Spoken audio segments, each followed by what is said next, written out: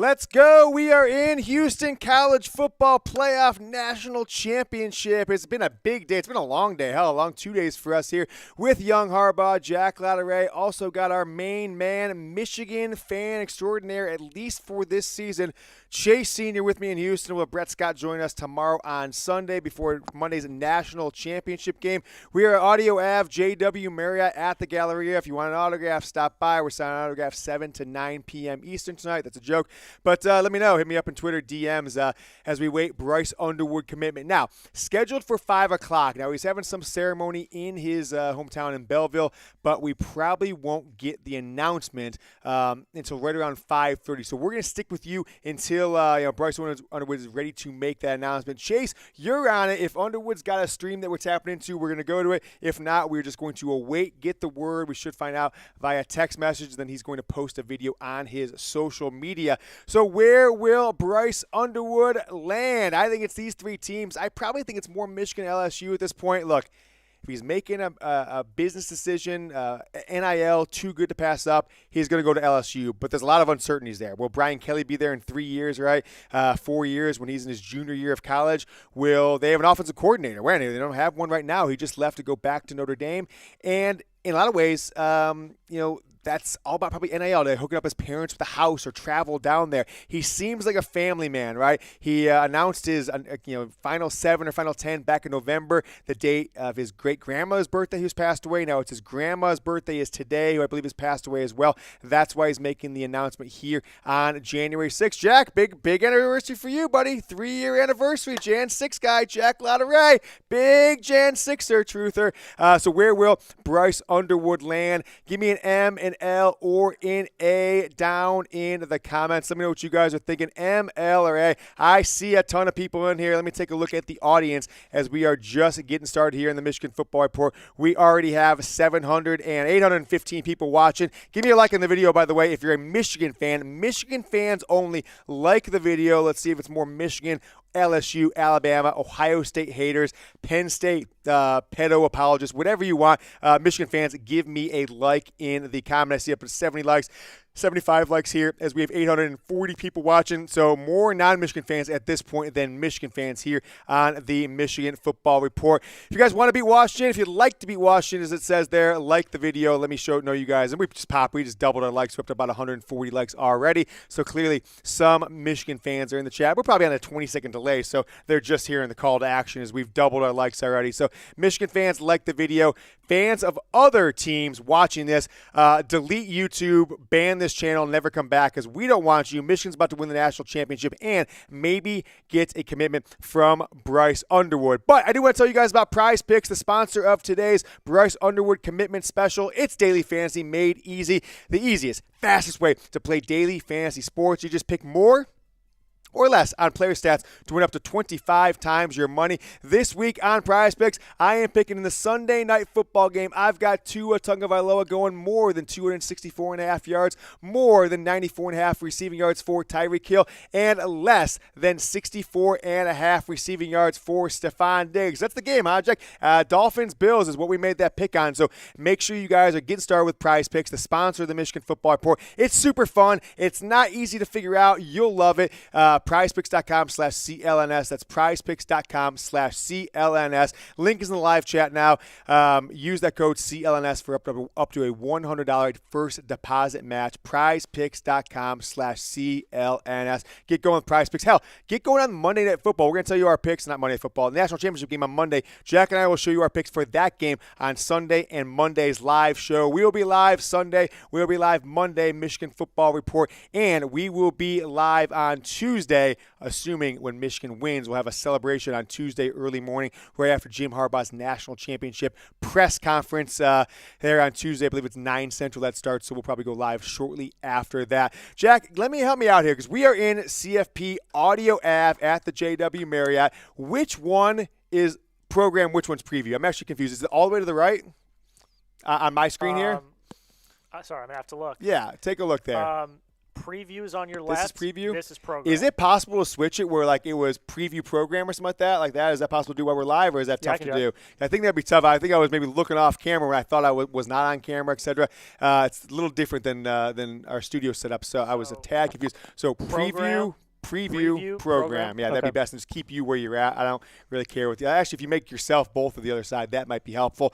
We have got 23 minutes or so until we find out where Bryce Underwood will be committing. So let me know what you guys are feeling here.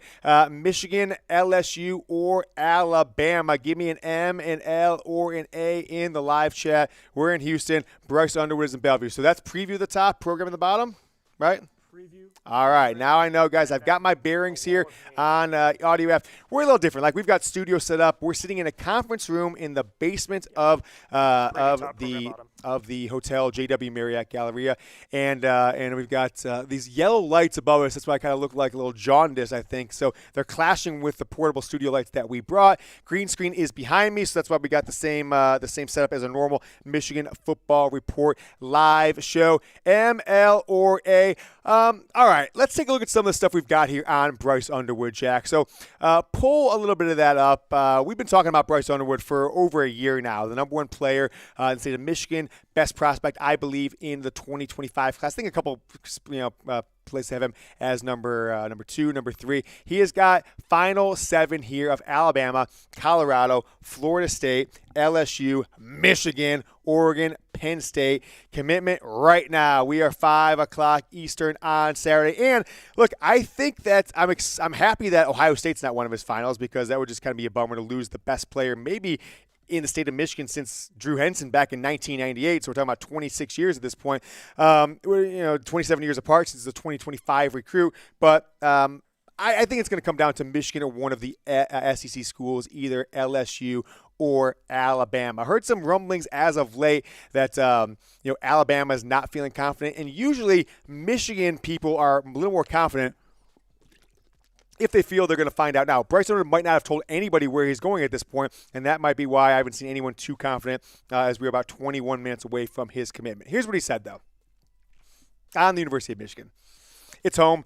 Definitely. I got a lot of people that I'm close with that went to Michigan. Semaj, Amir Herring, Jameer Beasley, and Jacob Oden, both his high school teammates. Jameer Beasley is high school teammate this year. His friend Jacob Oden in this 2024 Michigan recruiting class, both already enrolled and were out in California for the Rose Bowl. And a lot of those players made an impact on my life in the 7-on-7 world, and a lot of history coming out of Michigan. He was asked about the Rose Bowl. He said it's historical for sure. Getting to the Natty is their main goal, and they'll probably achieve it. Very proud of them. Also, being the winningest program out is a great reputation to have as well. So there it is. Bryce Underwood.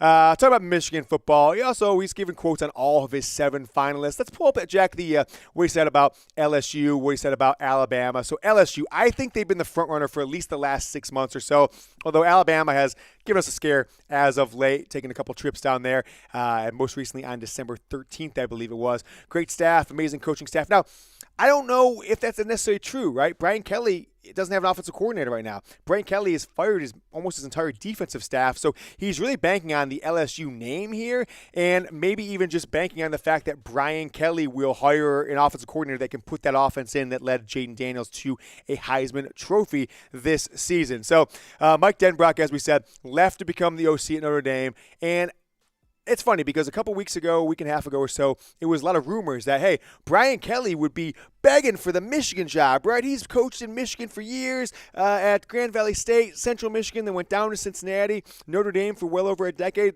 He'd love that Michigan job after only 2 years at LSU. I find that tough to believe. I'm not sure if Michigan would even be interested because they probably want to go with a Michigan man like a Sharon Moore or somebody else. But I think it's interesting timing, right? LSU's got, offensive coordinator leaves. They fired their entire defensive staff. And if he decides to pick the LSU Tigers, I think he's kind of banking on the last 2 Heisman winners they've had 2 of the last 4 years. And then the fact that, hey, this is a school with Brian Kelly that, hey, they're going to run the same type of offense. Doesn't matter who the OC is as long as Brian Kelly is the head coach. That maybe is not going to be the case. We'll see 2-3 years from now. My take is it comes down to, is it about NIL and guaranteed money, or is it about winning and going to national championships, college football playoff? One of these schools of the 3, literally all of the 7 finalists, but most notably LSU, Alabama, and in Michigan, one of the three has been to 3 straight college football playoffs. One is currently playing in the national championship game. One has probably the best culture in college football right now. Now, that could change if Jim Harbaugh is no longer the coach. That's the uncertainty. Is Jim Harbaugh going to be the coach that I think Michigan has that other schools don't? I think you know for sure that Brian Kelly at least going to be the coach next year, probably the year after. Nick Saban, probably the coach, although he is getting up there in his early 70s now. But it's about winning and staying in the state of Michigan, being a hometown hero. I think the NIL dollars will come fast and furious when he commits and enrolls. And, frankly, he's going to be on campus in 10 and 11 months from now in mid to late December next year, and then enroll officially January of 2025. Here's what we said about Alabama, who's making a big push. I think he's probably talked about Alabama most on his social media over the past month or so. They produce great quarterbacks, definitely, and that's true, right? Jalen Hurts, then he transferred out, was a Heisman runner-up at Oklahoma for a year. He's one of the best players in the NFL. Tua Tagovailoa probably should have won a Heisman. Got injured his junior year in 2019. Probably should have won in 2018. Kyler Murray made a great run. And then Mac Jones came in just that 2020 COVID season, set the NCAA record that fell this year to Bo Nix for completion percentage, and led Alabama, frankly, to one of the top 2 or 3 teams, seasons in college football history. Devontae Smith as the receiver, winning that Heisman Trophy. So it wouldn't surprise me if Nick Saban, the recruiting guru master that he is, has used the loss to Michigan to his advantage in this one, right? Even though it's a dead period, he likely has got the word through back channels or whatever communication they can have right now of, hey, Bryce, let me tell you what. I was texting with Tua. He said, if we had that Bryce Underwood at quarterback, we'd win the Natty this year. So we need you, son, if we're going to beat Michigan, beat Georgia, beat Ohio State going into the future. Wouldn't be surprised if he's using that loss and the performance of Jalen Milroe as a positive in the recruitment of Bryce Underwood. We have 1,000 football fans, over 1,000, almost 1,100 now actually, just popped up, Michigan football fans and obviously fans of other schools. Still only 232 likes, so Michigan fans, like the video, and you will get a win against Washington. And like the video, put out the good vibes for getting a commitment from Bryce Underwood. It's kind of crazy how this just came out of nowhere, right? Just it felt like yesterday he was ending his freshman year of high school, then a sophomore, just started his junior year back in August. Boom, it's January of his junior year. And you think back, like J.J. McCarthy committed May 11th, 2019 to Michigan. That was when he was still a sophomore in high school, right? That's 4.5 years ago. J.J. was ending his sophomore year, and now as a junior in college, he is leading Michigan to the national championship game. We'll have his 21st birthday, J.J. will, in about 2-3 weeks from now, later on towards the end of January. Still only 20 years old. Bryce Underwood, 2-time state champion, 1-time state runner-up at Belleville High School. So like the video, get the win versus Washington. Don't jinx it, because I'm coming for you if you don't like the video, if you're a Michigan fan. But if you are, hit the like video, put out the good vibes, the good juju that Michigan gets this win. And it's a twofer. Like the video, get a commitment from Bryce Underwood. All right, we have a little super chat promise for you today. We got the hard hats. Here, I'll grab them right here. I've got them. Hard Hat Club. You guys know what it is. Jim Printable, Strike 3, Choco Bear. It's Buddy Bear's cat. I don't know if you know that. Rick Herfer, Ashley Lawson, as always. Bill Graves, A-Train 132, John Blaze, Cody Monfer, our guy Steve Ricard. We just call him Steve. Ace of Spades, Cool Mo T, John Blaze, Gregory Martin, all those. We've got a new Natty helmet. So on tomorrow's live show, anyone who supers 50 today, tomorrow, or Monday on our live shows before the national title game. Tomorrow I will have a special commemorative Michigan Football Report hard hat, and only the $50 super chatters will be legends for all time, right? When Michigan wins the national title, we will have that show. I will kind of frame it, put it up. Maybe we'll put it up somewhere in the studio or something like that, Jack. We'll kind of have a camera. Maybe we'll toss it up as part of the intro video or something like that going forward. But if you want to be an all-time legend in the show, $50 super chat over the next 3 days get you in that exclusive club, like many who have been as producers of this show. All right, let's take a look at where you're watching from. Shout out your city. We are in Houston right now. Chat Sports is located in Dallas. I've lived in several states over my life. Lived in Nevada, Vegas. I've lived in California. Grew up outside of Cleveland, Ohio, and also lived in Northern Virginia, just a mile over the D.C. bridge for a few years, a couple years in my late 20s, so early 30s. So let me know where you guys watch from. I see Channel, is it Canal, Winchester, Ohio, Lancaster, Ohio as well, Gainesville, Georgia, Shelby to Michigan, Findlay, Ohio. What up, Cody from Findlay? There it is, a $50 super chat. Our guy, Steve. Steve, we're going to show there. We've got the stickers, right? I'm not going to add you to this helmet because you were going to be the first one. Jack, type these in. Make sure we don't miss any of these. Steve will be the first sticker, Steve. I'm getting you front and center on the commemorative national championship hard hat. We got a second one? Is that second one coming in? Or is that just the same one? All right. I saw two pop up on there. I think it's Steve. They just showed it twice.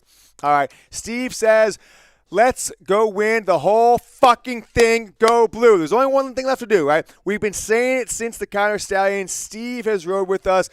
Steve, what kind of dog is that? It's a cool-looking dog. It's a tiny picture on our screen, so it's tough to tell. But got his dog. Steve, you're my dog. Appreciate all the support. You certainly have become a legend, somebody Jack and I talk about between shows. Thank you for being the first $50 Super Chat, the first part of the Hard Hat Commemorative Hard Hat Club. $50 Super Chat coming in from Steve, our friend. Let's go win the whole fucking thing. I'm not bleeping anything out, right? I've got 48 hours till Michigan is in the national championship game, and we are letting everything rip here on the show. Now, as we're waiting for Bryce Underwood to make this announcement about 12 minutes away, we've got some footage here. Let's show some Michigan football report for Ashley Lawson will be on the helmet as well, the commemorative. And then we got one for Chris. Now, Chris, I'll give you your sticker right now. Christopher J. Rich, Dominic Franchillo coming with a $5 super chat. Let me get that 10. Chris can be on the regular helmet, which is fine.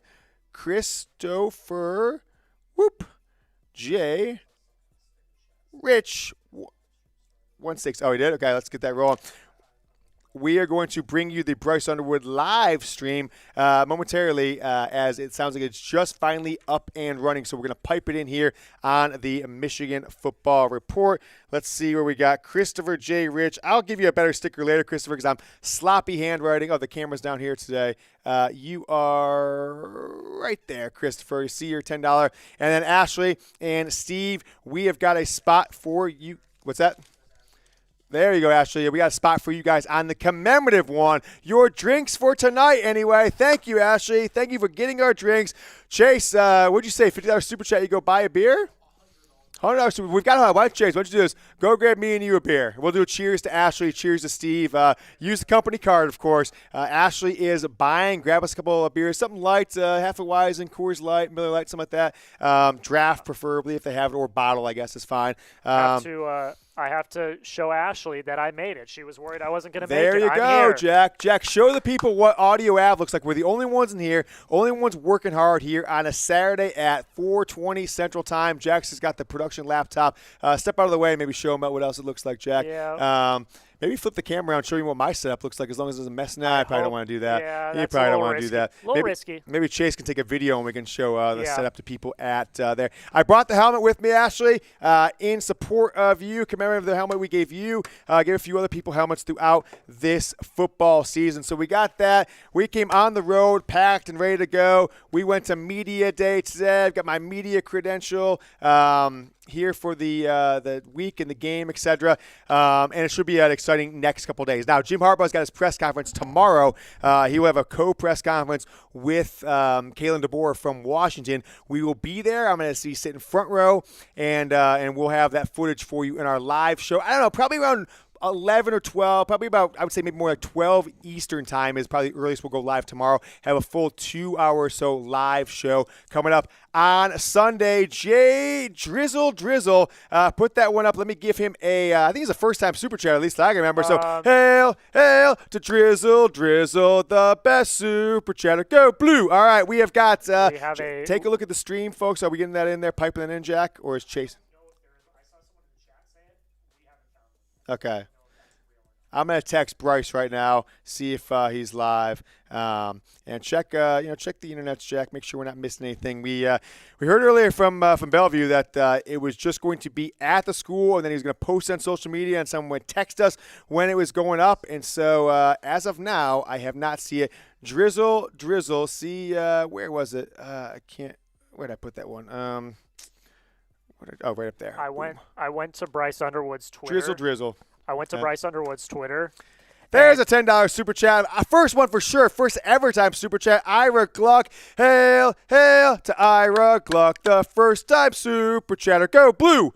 All right, let's get up there. Can't wait until Monday night. It's been quite the journey to get here. I don't know if I ever read off that other one, so let me make sure I hit that one from Drizzle. I've liked Michigan ever since Ryan Mallett committed back in the day, but I'm a true LSU fan. It was a good time. I mean, Ryan Mallett, a huge top 5 recruit out of Arkansas, Texas. And Chase, get here with me. Give a cheers to Ashley Lawson. She says she's drinking our drinks today. Chase Sr., host of the 49ers Report, and Eagles Now. Cheers to you, Ashley Lawson. Now, they won't let us bring in Chase is chugging the whole thing. Woo! They won't let us bring our own beer in here because we're in the hotel conference area. So we just went and paid outrageous hotel bar prices for that in honor of Ashley Lawson. So Drizzle, LSU fan. I see Michigan fans on here saying go LSU if you want to lose 4 or 5 games a year. I think it's pretty ignorant. LSU has been one of the most consistent, highest winning programs. Look, they've won a national title with 3 different head coaches in the last 21 years. That's crazy, right? That's insane. Imagine if that was any other program. The only one can come, obviously Ohio State did it with Tressel in 2002 and then Urban Meyer in 2014. But 3 different coaches, 3 national titles, Nick Saban, Les Miles, and then Coach O. $50 super chat. Back Road Blue! Boom! Back Road Blue. Blake Corum, 2 touchdowns. Roman Wilson, TD, is a lock. Jack, I asked Roman Wilson about scoring that touchdown. I said to him today, Roman, when you were a kid, could you ever imagine the Rose Bowl or a college football playoff game that didn't even exist? Maybe it did when he was a kid, right? He's only 21 years old or so. Scoring a game-tying touchdown against Alabama in the Rose Bowl. And just thought what he said. He wasn't too necessarily excited about it. I thought it was kind of a drab answer. But nevertheless, I asked Roman Wilson about that here at Media Day. Roll that footage. Rose Bowl for a college football championship game? Definitely not the Rose Bowl. Like, I never thought that I would be the guy to make big plays, but like being who I am and how I grew up and how I think and process information, I'm not really surprised. I put in a lot of work and I prepare a lot for these games. So, when I get my opportunity, I'm gonna make the most of it. We're going to stick with us after the Bryce Underwood commitment, whether it's Michigan or not. We've got a full recap of Media Day practice. We went to Michigan football practice. We talked to Jim Harbaugh. We talked to Donovan Edwards. We talked to Blake Corum, J.J. McCarthy, Braden McGregor, Jesse Minter, and then Michael Penix. Robert Dunze, see what they say about the Michigan football team as we are about 5-6 minutes away from Bryce Underwood. So I got Christopher Rich. Let me get this one for Ira Gluck as well. I'll make sure I get him a helmet sticker. Gluck. I'm going to give you a better one, Ira. I messed up the day. Ira, is it G-L-U-C-K, Jack?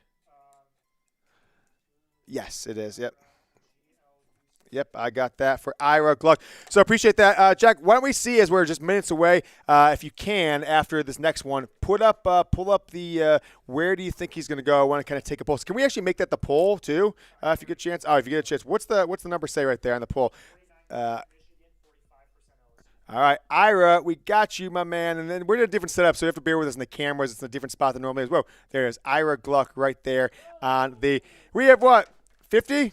$50 super chat. So, Jack, put up the Hard Hat Club, too, as well. First-time super chatter, Hockey Jody, $50 super chat. Boom! That's what I'm talking about, baby. Let's get that W. Go Blue.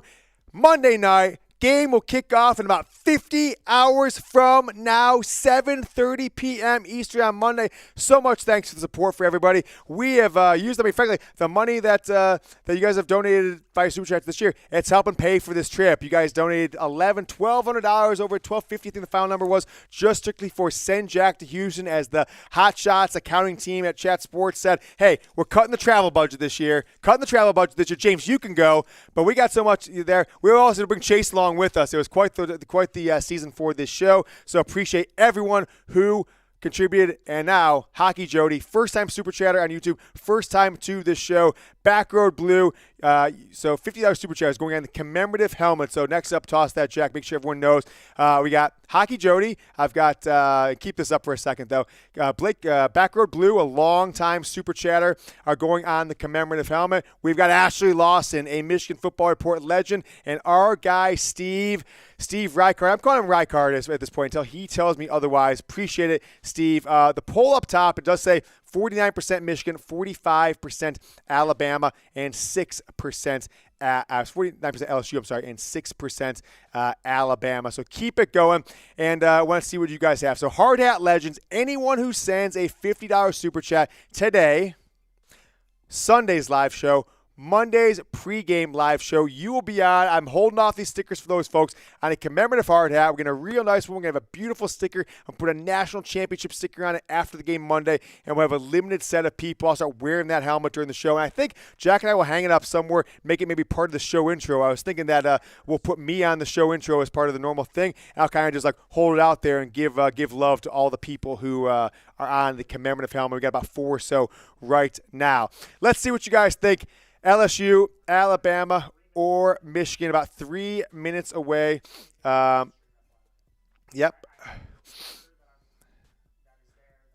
Jack says he's got a source who is there. I'm waiting for a text from an administrator at Belleville as well, so we will have it for you the moment it's going down. We might have it a second or two before it's officially announced. I'm supposed to get a text message. So Jack, Chase, keep an eye out there.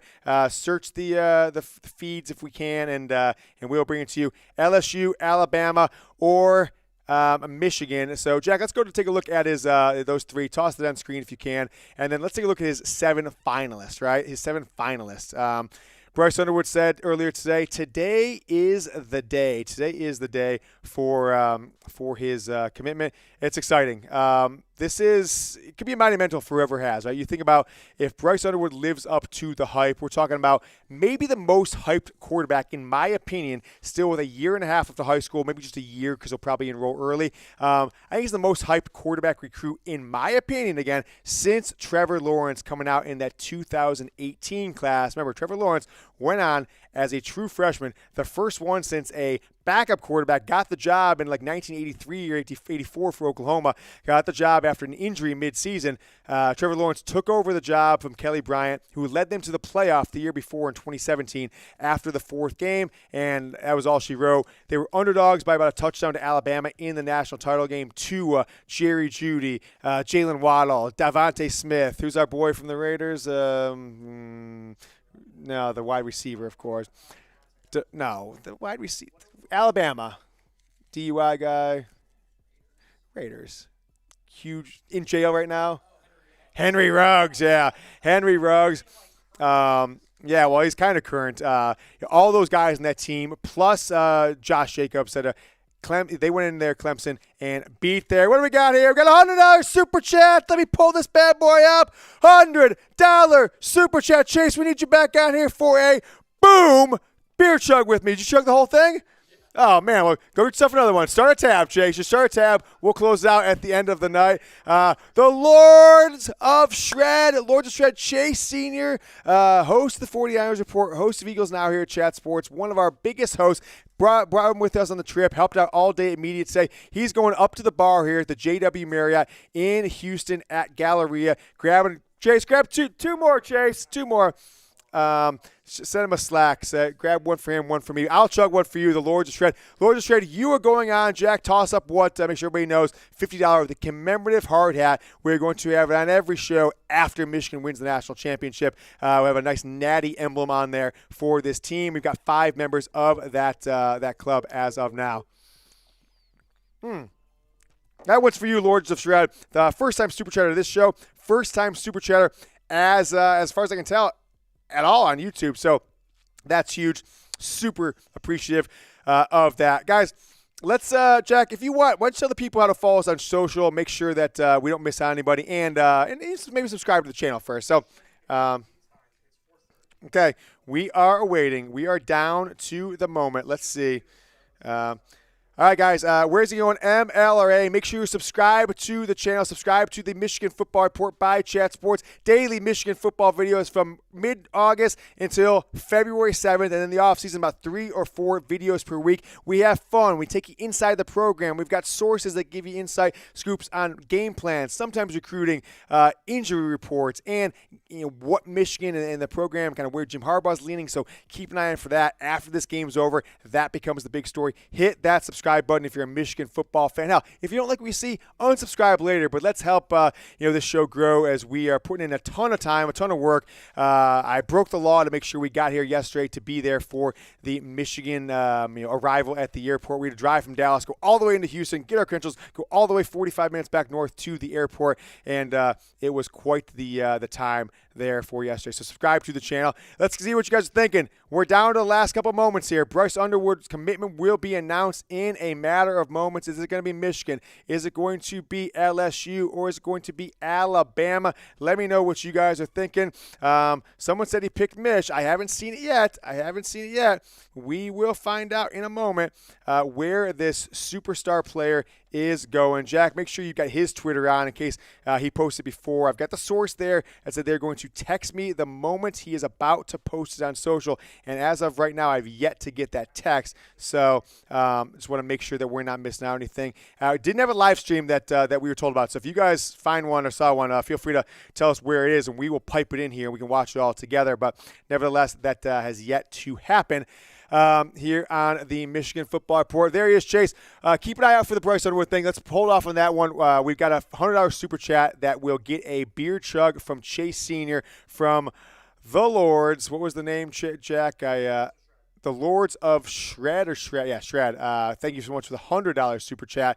As we have 2,000 people, 2,200 people watching concurrently, 400 likes, and $345 of super chat revenue. Nothing yet from Bryce Underwood. We will we'll keep it there going. I see there's some people on the internet trying to say that they've got it going, but we have yet to see it. You know what I never did? I never tweeted out this live show, so I'm going to do that as we speak right now. So, Jack, if you can, take over as we're waiting for Bryce Underwood. Go on camera for a second. I want to make sure that I tweet out our YouTube watch party of the Bryce Underwood commitment. But after the show, guys, after Bryce Underwood's commitment, we'll react to that, and then we will stick with it and give you all the footage that you want inside Michigan football practice. And we will also have media day galore. We talked to everybody today, so you guys will want to join into the fun Michigan Football Report, Michigan-Washington preview. As I'm looking down on Twitter, I want to make sure we tweet. I'm going to tweet this out right now. Jack, toss my Twitter across the bottom of the screen. Bryce Underwood commitment live. All right, ladies and gentlemen, the time is upon us. Like the video if you want two things, honestly. If you want Bryce Underwood to commit to Michigan, like the video. If you want Michigan to beat Washington on Monday night, like the video. I mean, you're getting 2 for 1 here. It sounds like a pretty good deal to me. I don't know about that, but like the video, 2,300 people watching. We could get to 700, 800 likes, like, right now. I mean, I think that's – the math is adding up there. We're waiting on the Bryce Underwood decision. I got his Instagram. I got his Twitter. We are awaiting the decision. Chase, do me a favor. Go to Michigan live streams. Go back to Jack, you do one of you guys. Let's go back and look. I'll actually pull it up. What we got on the Jaden Davis as far as likes back in March 31st, I think it was. See if you can track that down. How many likes that one got? You can kind of compare it to how we're doing today. 649 likes as we've been live for about 35 minutes.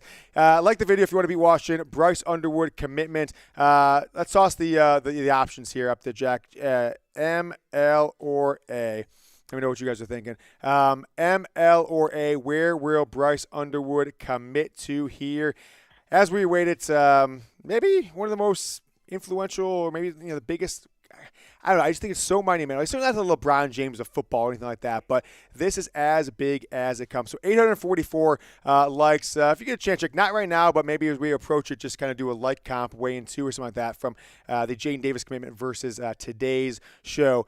702 people like M, L, or A, as we will just ride with this until we figure out where where Bryce Underwood is going to. We know Jaden Davis is at Michigan. Now, look, I tracked Jaden Davis. Me and Jack looked all over today at Media Day. We did not see Jaden Davis.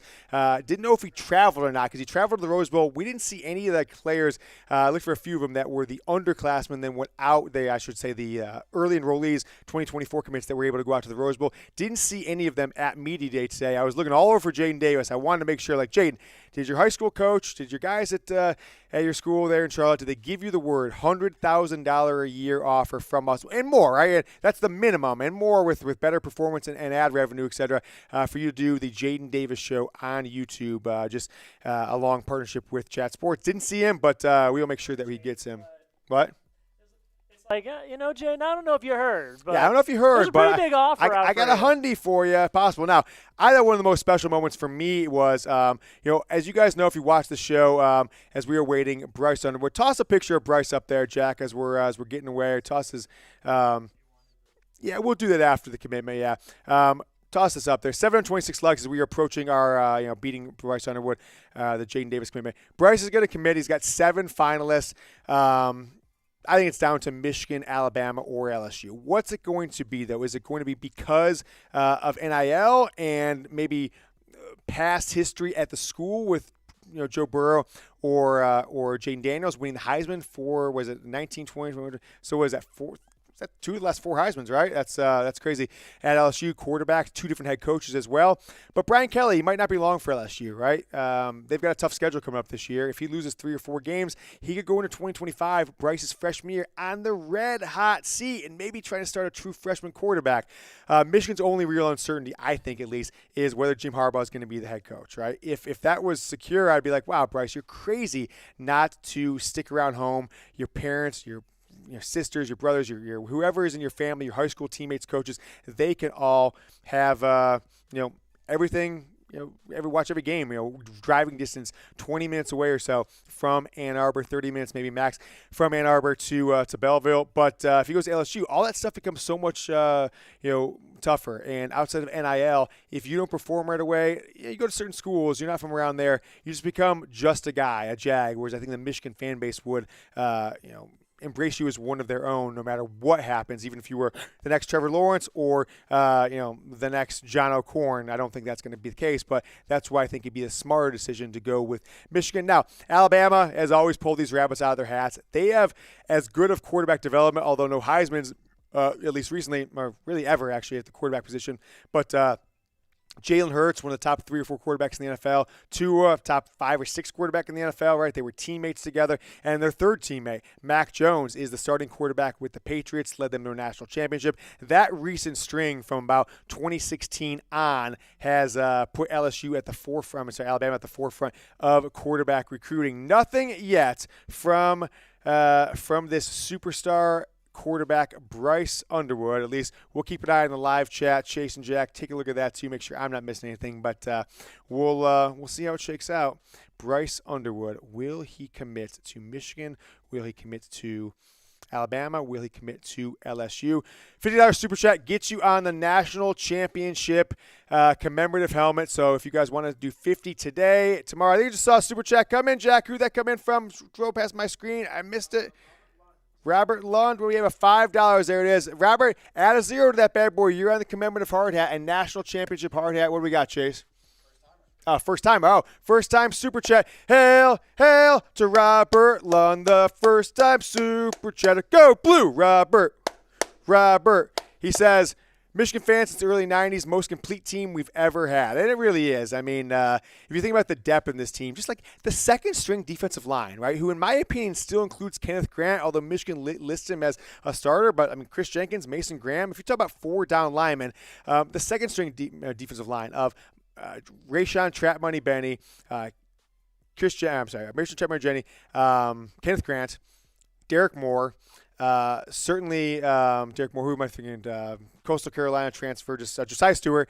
That second team's defensive line is probably better than 80% of the defensive lines in Michigan history, right? That's an absurd defensive line themselves. The secondary, right? Keon Saab would start for almost every Michigan team in history. Makari Page is a star. R.J. Moten was a starter. He had to go somewhere else because he's been passed up. Rod Moore, a 3-year starter. Will Johnson could be the second best cornerback in Michigan football history. Best corner in the country right now, still only a true sophomore. somewhere, and that's just the defense, folks. You got Nebraska's best linebacker, Ernest Hausman, transferred over to be a backup, but still a high contributor here at Michigan. Not to mention 6-year guy Michael Barrett, been there forever, awesome player. Junior Colson, all Big Ten players. So this is just a great defense. On offense, you get the best quarterback in Michigan football history. In my opinion, now you have the best running back in Michigan football history. One of the top 5 offensive lines of the last 20 or 30 years. Prior to that, it's tough to gauge. I think the only weak spot is potentially the wide receivers, but it's not a bad wide receiver crew. And these guys have been starters for now their 3rd season in a row. And tight ends, I wish they maybe had one more guy, but A.J. Barner and Colson Loveland, what are you going to do there? That's a top 3 or 4 tight end combo in America this year. If Barner comes back next year, who knows? That will be unquestionably the best tight end combo in America. Some news, though, from Media Day, though, by the way, and we don't have to really change anything on this, Jack.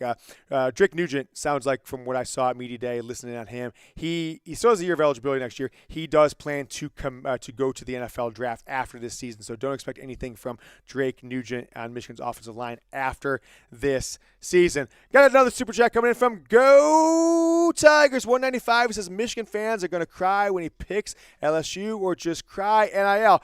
They're going to cry both, all right? But listen, Jack, I had this, right? That's fine, right?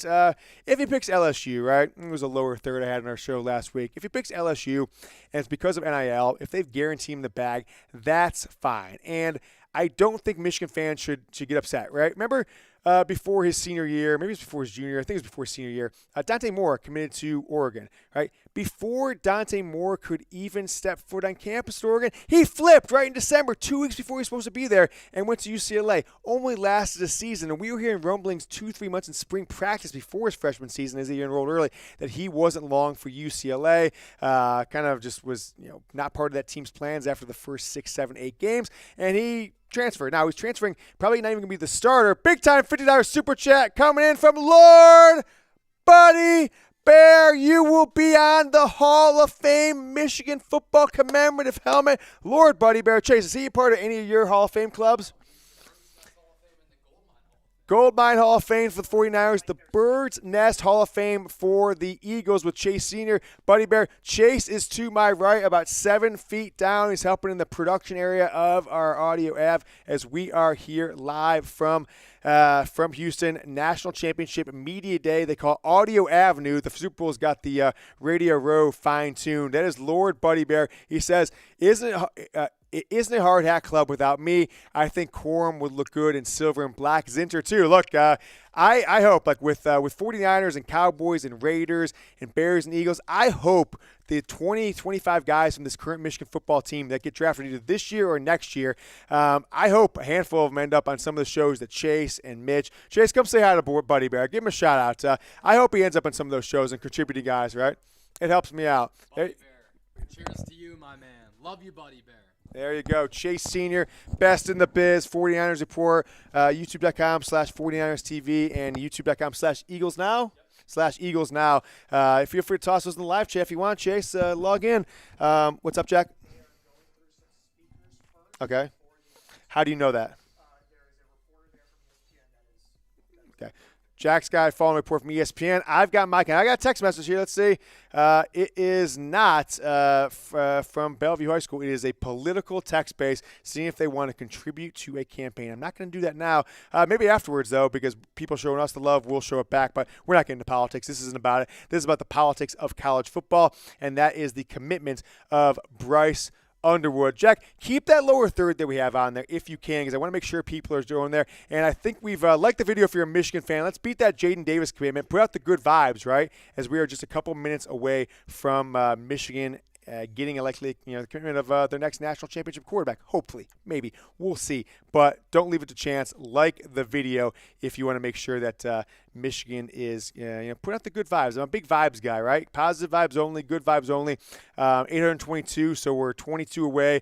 I bet by the time I snap my fingers, we will be past that 844 like mark.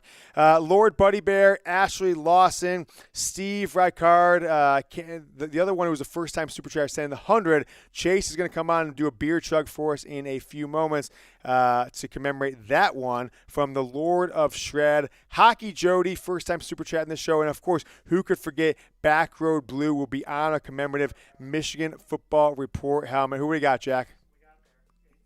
There we go, 852. Toss that screen. Bring it live, and we are $50 super chat. Who we got? I got $2. Show that one. Show it. Let's see. I gotta refresh my my screen, Jack. Refresh my screen. How do I do this? There we go.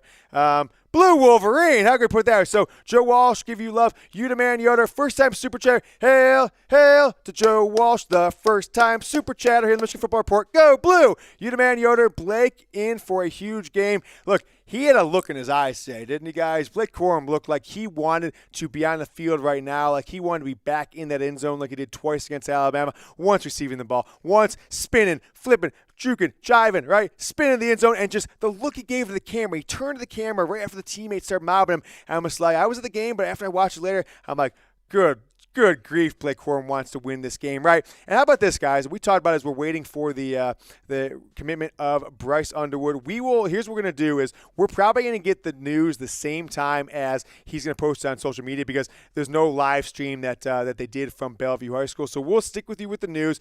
Give me an M, an L, or an A. But let's get to the super chat from Blue Wolverine, a legendary part of the show, one of our Hard Hat members. Jack, do we bring in the Hard Hat video, the producer video? Do we have that to show the people? Don't have to do it now, but just make sure we have that. He says, the Donovan shout out to your son was great. Will the Detroit Free Press release a championship magazine this year like they did in '97? I need one out of state. Yeah, I've actually seen a few things out there that a couple of the blog boys, I saw somebody's tweet that they're planning on doing a commemorative issue, and I would assume the Detroit Free Press, Detroit News. Jack, while we're there, keep the lower third up, but let's run that video footage of the Don. Make sure we've got sound on for that. I want to set the tone here is my son, 7 years old, last year was 6, he watched I think he's like, him and Jack are the Lucky Charms in some way, right? At least over the last 2 years. First year was Jeremy Chugs, last couple of years them, he started taking an interest in football, Michigan football, watching the first half of the games to me that I wasn't going to, and then going to the studio for our post-game shows, etc.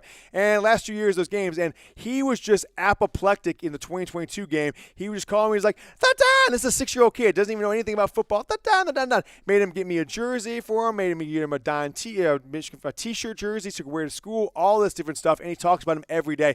Almost every day he asks me, can we watch the Don touchdowns against Ohio State? Can we watch the Don touchdowns against Ohio State? And sometimes he'll be running across our house, like into his room, and I'll just hear him out of nowhere. He'll just go, "Gets past Ransom." He'll just yell out of nowhere. That's a 7-year-old kid. So I showed the video of earlier this year. You guys might have seen it. We put it on the show. He's like, "Daddy, here's my game day uniform." He's like, "The Don?" And he takes off the shirt. He's got the other jersey on. And he's like, "The Don! It's the Don!" All right? And so I showed Donovan Edwards that video, and we were recording that. But then the Don pulled me in for this clip. I sent it to my son. My wife said he was absolutely losing his mind. Go ahead.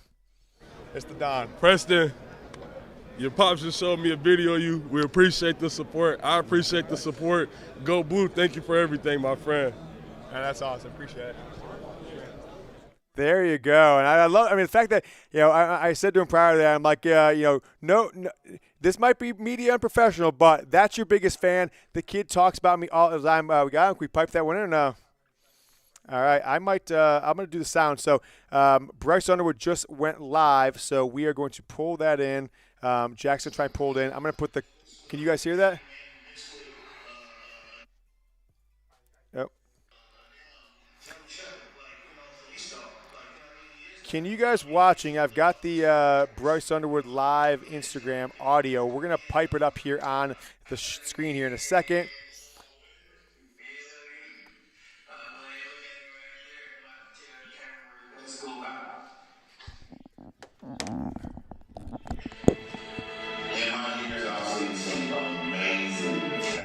It's really bad audio, by the way, even just on Instagram.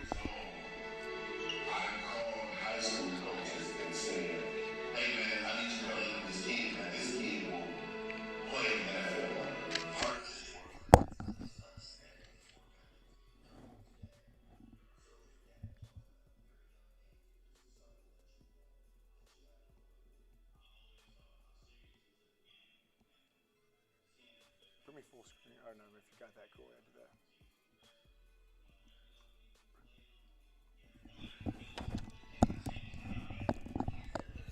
All right, so I'm gonna set the tone for you while Jack's getting that up on the screen.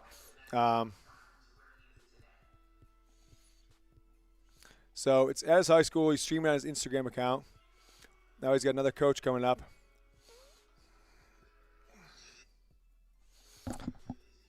Bad audio. I appreciate it. There's nothing really to hear at this point, honestly, guys. It's just like he's recording his high school football coaches, people talking about him, his screen. How we doing over there, Jackie? There you go. Showing clips. I'm just holding this up to our cameras as these guys are getting ready. Like, they didn't do a good job. This wasn't planned. They was going to go live on this. I was told that I think Bryce probably just went live on his own. This wasn't anything produced or planned, but I wish we had what you see on screen from his high school live with you guys. As there are now 2,800 people watching, Michigan, LSU, or Alabama. Give me an A, an L, or an M in the live chat. We'll find out in just a matter of moments. Bryce Underwood, whenever you got it, Jack, I won't even be looking. Just put it up there on screen. Bryce Underwood, I still see a chat or something going there.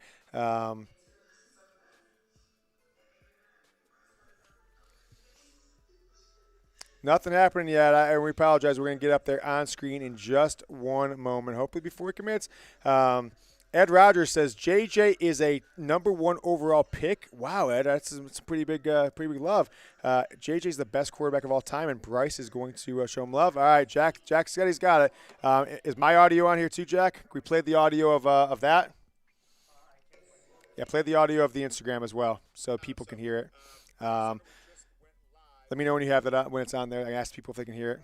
All right, guys, it's up. If you guys can, if we're piping in the Instagram right there to my right. That is Bryce Underwood's Instagram right now. Can you hear?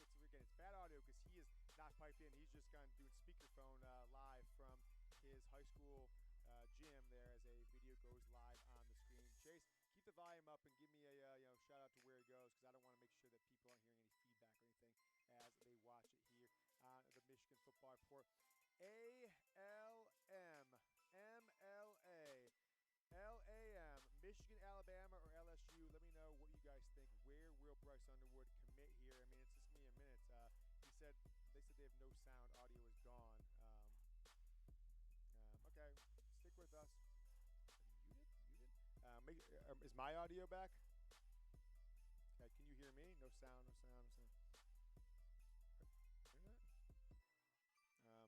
You're not missing anything, so one second.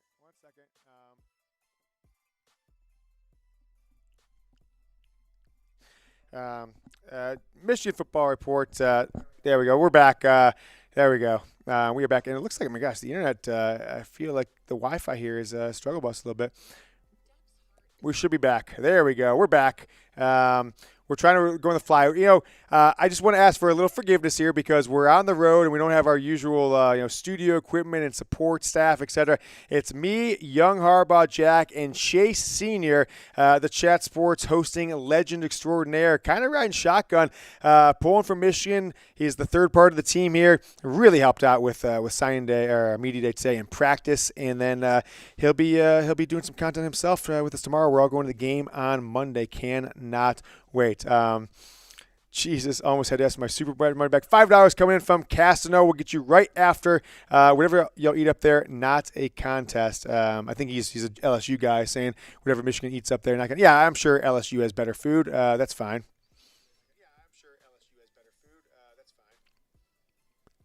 I don't hear any audio on the Bryce Underwood side. So can we turn up that?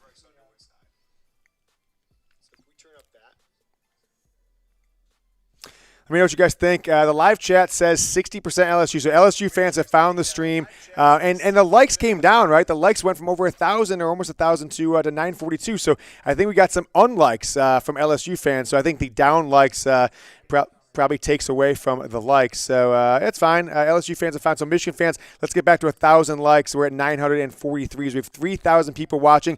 Type LSU stinks in the chat if you think LSU stinks, and Brian Kelly will be fired there. And no matter what happens with Bryce Underwood, he'll probably be switching his commitment before he ends up at school, no matter what happens. I'm going to go full LSU hater mode for the next few minutes here on the show. Do we have how's that audio coming in, Chase? That's fine. That's fine. Just make sure it's not like muted or something like that, or whatever. I'm muted. So there it is. We're not missing anything though, so that's totally fine. Jack, I'm going to keep up the audio on this end too. Chase, you got it on your end. So make sure that we're not missing anything. Toss, Jack. Go just really quick as we take a quick break. Go MLRA on the screen. Make sure the people there. Here.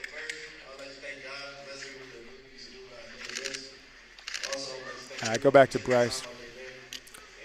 He's thanking God.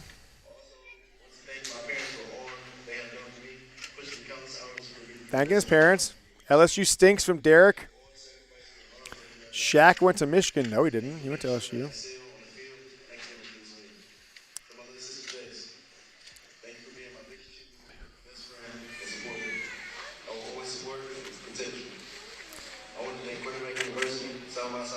Bryce Underwood, number 1 player in 2025. I hope it's, if it's not Michigan, I hope it's Colorado.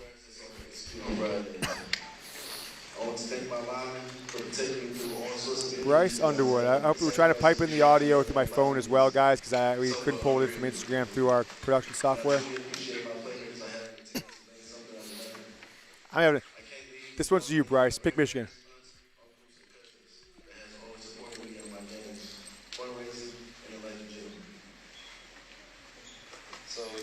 Tom Brady went to Michigan. Tom Brady went to Michigan. Did you say anything?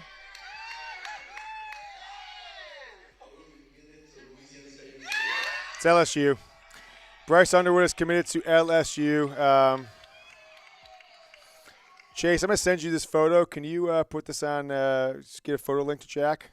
I'm going to text you, or Slack's probably easier, right? I'm going to send you a photo. Can you get a photo link for it? So he commits to LSU. That's a bummer, to say the least. It's not unexpected, though. Jack, I forgot we got some graphics, Yoder's takes, etc. on this exact thing happening. Chasing that comes through. Toss up there. So commits to LSU, rocking a white sweatsuit, Nike white sweatsuit. We should have known, right? LSU a Nike school. Michigan is a Jordan school. Alabama a Nike school as well. Carter Smith is better from account 22. Hey, I'm not going to deny that. I'm not going to say anything different. Bryce Underwood commits to LSU. We're going to change the title of this video, so I'll get that taken care. You got it? Cool. Bummer. So one reaction to Bryce Underwood committing to LSU, continuing what's been one of the greats over the last 4 years, like the most legendary 4-year quarterback run of all time. Joe Burrow, somebody I don't even remember who it was that impactful. And then, of course, Jayden Daniels the last 2 years. No one even knew what Daniels was doing last year. It's like his 6th year in college, I think, this year. And remember Jayden Daniels left Arizona State? They were happy. Now, it turns out they may have been wrong, but his teammates were tweeting out that they were happy. But whatever, he is now going to be to LSU. So I will say this, and Jack, when we get up, we've got some things from the show last week about it, is I don't think Michigan should stop recruiting him. Look what happened to Jaden Davis. 6 months after committed to Oregon, he flipped to USC, and then Oregon probably stayed in touch with him, back channel, whatever it was. And there is Bryce Underwood holding up the 19, his jersey number, Oregon or LSU jersey as he commits to Oregon. I'm going to tweet it out. I sent that to Chase. I'm not mad at it. So give me your one-word reaction. I felt like I'm not a big recruiting guy as far as I like it, but I don't try and get inside access. And if I get it, cool, but I'm not trying to call 16-year-old boys to find out what they did this weekend. But I'm not surprised at all. It seemed like that was going that way the entire time. Not surprised. Let me just put something on Twitter here. And Chase, we should do that hundo for our guy with the super chat. Not surprised. Live reaction now on YouTube. So, Chase, what do you think about Bryce going to no surprise at all from recruiting guru Chase Sr. is the most connected guy probably in YouTube history for recruiting news and rumors. So let me know what you guys think. Some one-word reactions. I'll get some shots here in a second. I just wanted to tweet out the link to this here YouTube live show, so anybody who is looking for a reaction to it can get our reaction on what just transpired. I don't know. It is what it is at this point. I don't think Michigan should stop recruiting. If Jim Harbaugh returns, then Michigan should, continue to push for him. Maybe try and raise an NIL fund just to put it in front of Bryce Underwood.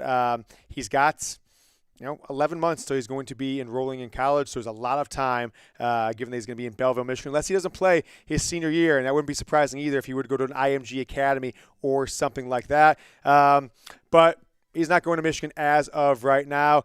Michigan fans, like the video. LSU fans, get out of here. We don't want to see you guys, but congrats on the commitment of Bryce Underwood. No hard feelings there. Les Miles, Michigan man, was the coach there for well over a decade, so I always had a soft spot in my heart for LSU throughout the years. I always thought they were cool back in the 90s, even though they weren't winning. I love the eye of the tiger, the tiger eye in the center of the field. Always thought it was cool that they wore white jerseys at home from time to time, and I've wanted to for the longest time. I'm sure Chase, Jack, you guys agree with it. Like my top 3 or 4 places, maybe even number 1 at this point, when I go watch a game is an LSU night game. So maybe we'll do it at some point to see Bryce Underwood if he is in fact going to be a member of this LSU football program long term. So give me some one-word reactions. I'm going to get back to the live chat here. Let me know what you guys are thinking. Death Dynasty says just win the Natty. That's the right attitude to have, in my opinion. Just win the Natty from Death Dynasty. Menace Army in the house. Andre Duke, what's going on? Got much love for Zach Smith. Much love for Chris Drew. Love those guys over at Menace Sports, the Menace Army. Been on Zach's show a number of times, and we play games with them, so I'm surprised they aren't doing the can't hear you, volumes work, not working, stuff like that, because we have played those jokes on Zach Smith and his crew from time to time. Coach Curry says the bag. Reaper says Heisman. M. Glenn says disappointing. We got a Go Tigers in there from Jared Addison, a Go Blue from Frank. Dollar Super Chat coming in from Christian Crochet. I think he just did a sticker on that one. So got some Super Chats to go to, but keep it rolling here. One-word reaction. Money from Zane. Jared says, sup AP, what's up? Maybe starting somebody else. Go Tigers from Big Boy for Life. And LSU fan, he says, I'm glad I found your stream. Seemed like a good dude. Good luck Monday. Hey, good luck to you, ATX. Good luck to LSU. Look, I said I'd rather have them win than Alabama. And I'll tell you what, looking back, Chase and Jack, let me know if you guys agree with me, is like 2019, LSU, like the most likable juggernaut of all time. Like, who was not loving that team? Like, if you weren't a fan of a team then maybe an Ohio State fan that year, Alabama fan, Clemson fan, if you were a fan of any other team in college football that year, you became an LSU fan by about mid-season because you turn on the game and they'd have 38 by halftime. Joe Burrow would have 350 and 5 touchdowns. It was just amazing to watch, and it was super fun. So I think everyone can appreciate that. No hard feelings, but I hope Michigan continues to recruit. If Jim Harbaugh stays and he's the coach next year, you're my next national title quarterback. If it's Sherrod Moore, hey, you're going to be the first quarterback that I get a commitment from. You're going to lead the Sherrod Moore era, lead us back to a national championship game in the 12-team era of the playoff and the 18-team Big Ten, the new Big Ten with Oregon and Washington and USC and UCLA. More likes than viewers there, so thanks to everyone who's liked us. We got 1,050 likes, 930 people watching. Let's kind of break away though, Jack. But there you go. I'm not stressing. Toss that up on screen. It's kind of the things I've thought about this. I'm not stressing out. That's not Michigan, right? Look back, because we have a $20 Super Chat coming in. I'll get to that in just 1 second. Look at the 2021 class, right? The guys who are true juniors this year that could have up to 2 years of eligibility if they redshirted after this season, right? They could be there in 24. They could be there in 25. Of the top 10 guys of that 2021 class, only J.J. McCarthy has not transferred in that time. Kyle McCord, hell, even the Heisman Trophy winner from that class, Caleb Williams, have transferred. And then Drake May didn't transfer as well, but he didn't nearly have the college success as J.J. McCarthy or the individual success of Caleb Williams, although they might go back-to-back at the top of the draft. So 8 other guys transferred. So don't be surprised if Bryce Underwood is or someone else who's at the top of that class. Like I like Carter Smith, Michigan's commitment for 2025. They got him early kind of as insurance, and now they're going to bank on him. But don't continue to recruit Bryce Underwood, because these players these days, the second that first NIL check doesn't come or is a day late, Bryce Underwood's going to look around potentially for something else. And that's not a shot at him. I don't blame him for being a player of his caliber, for making sure he is monetizing his name. Injuries could happen. You could have lack of production. You could not. Your coach could be fired. Anything like that. So get yours, Bryce Underwood.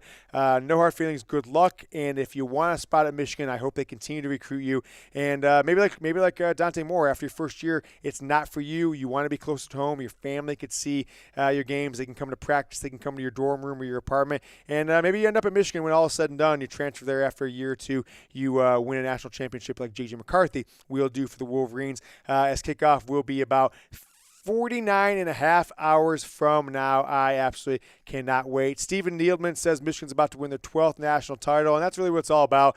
LSU's got their share of wins over the past few years. A national championship in 2002 with Nick Saban, a national championship in 2007 with LSU, a national championship game. They should have won the national title in 2011. They should. Alabama got a rematch when I don't think they should have deserved it. Alabama got the win after that in the rematch in 11, and then a national championship with Coach O. So 3 different coaches in 20 at that time 17 years. Now it's in the last 21 years have won national titles, and Brian Kelly now in his second year has a Heisman Trophy winning quarterback. So there's a lot of places you could go and not have success. There's a lot of places you can go, like a UCLA or a school like that. Hell, even Texas. You guys been to a Texas football game living in Dallas? I've never been more underwhelmed than going to a Texas football home game.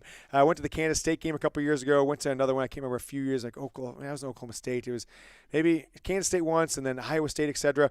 And like it was 80% capacity, just no atmosphere.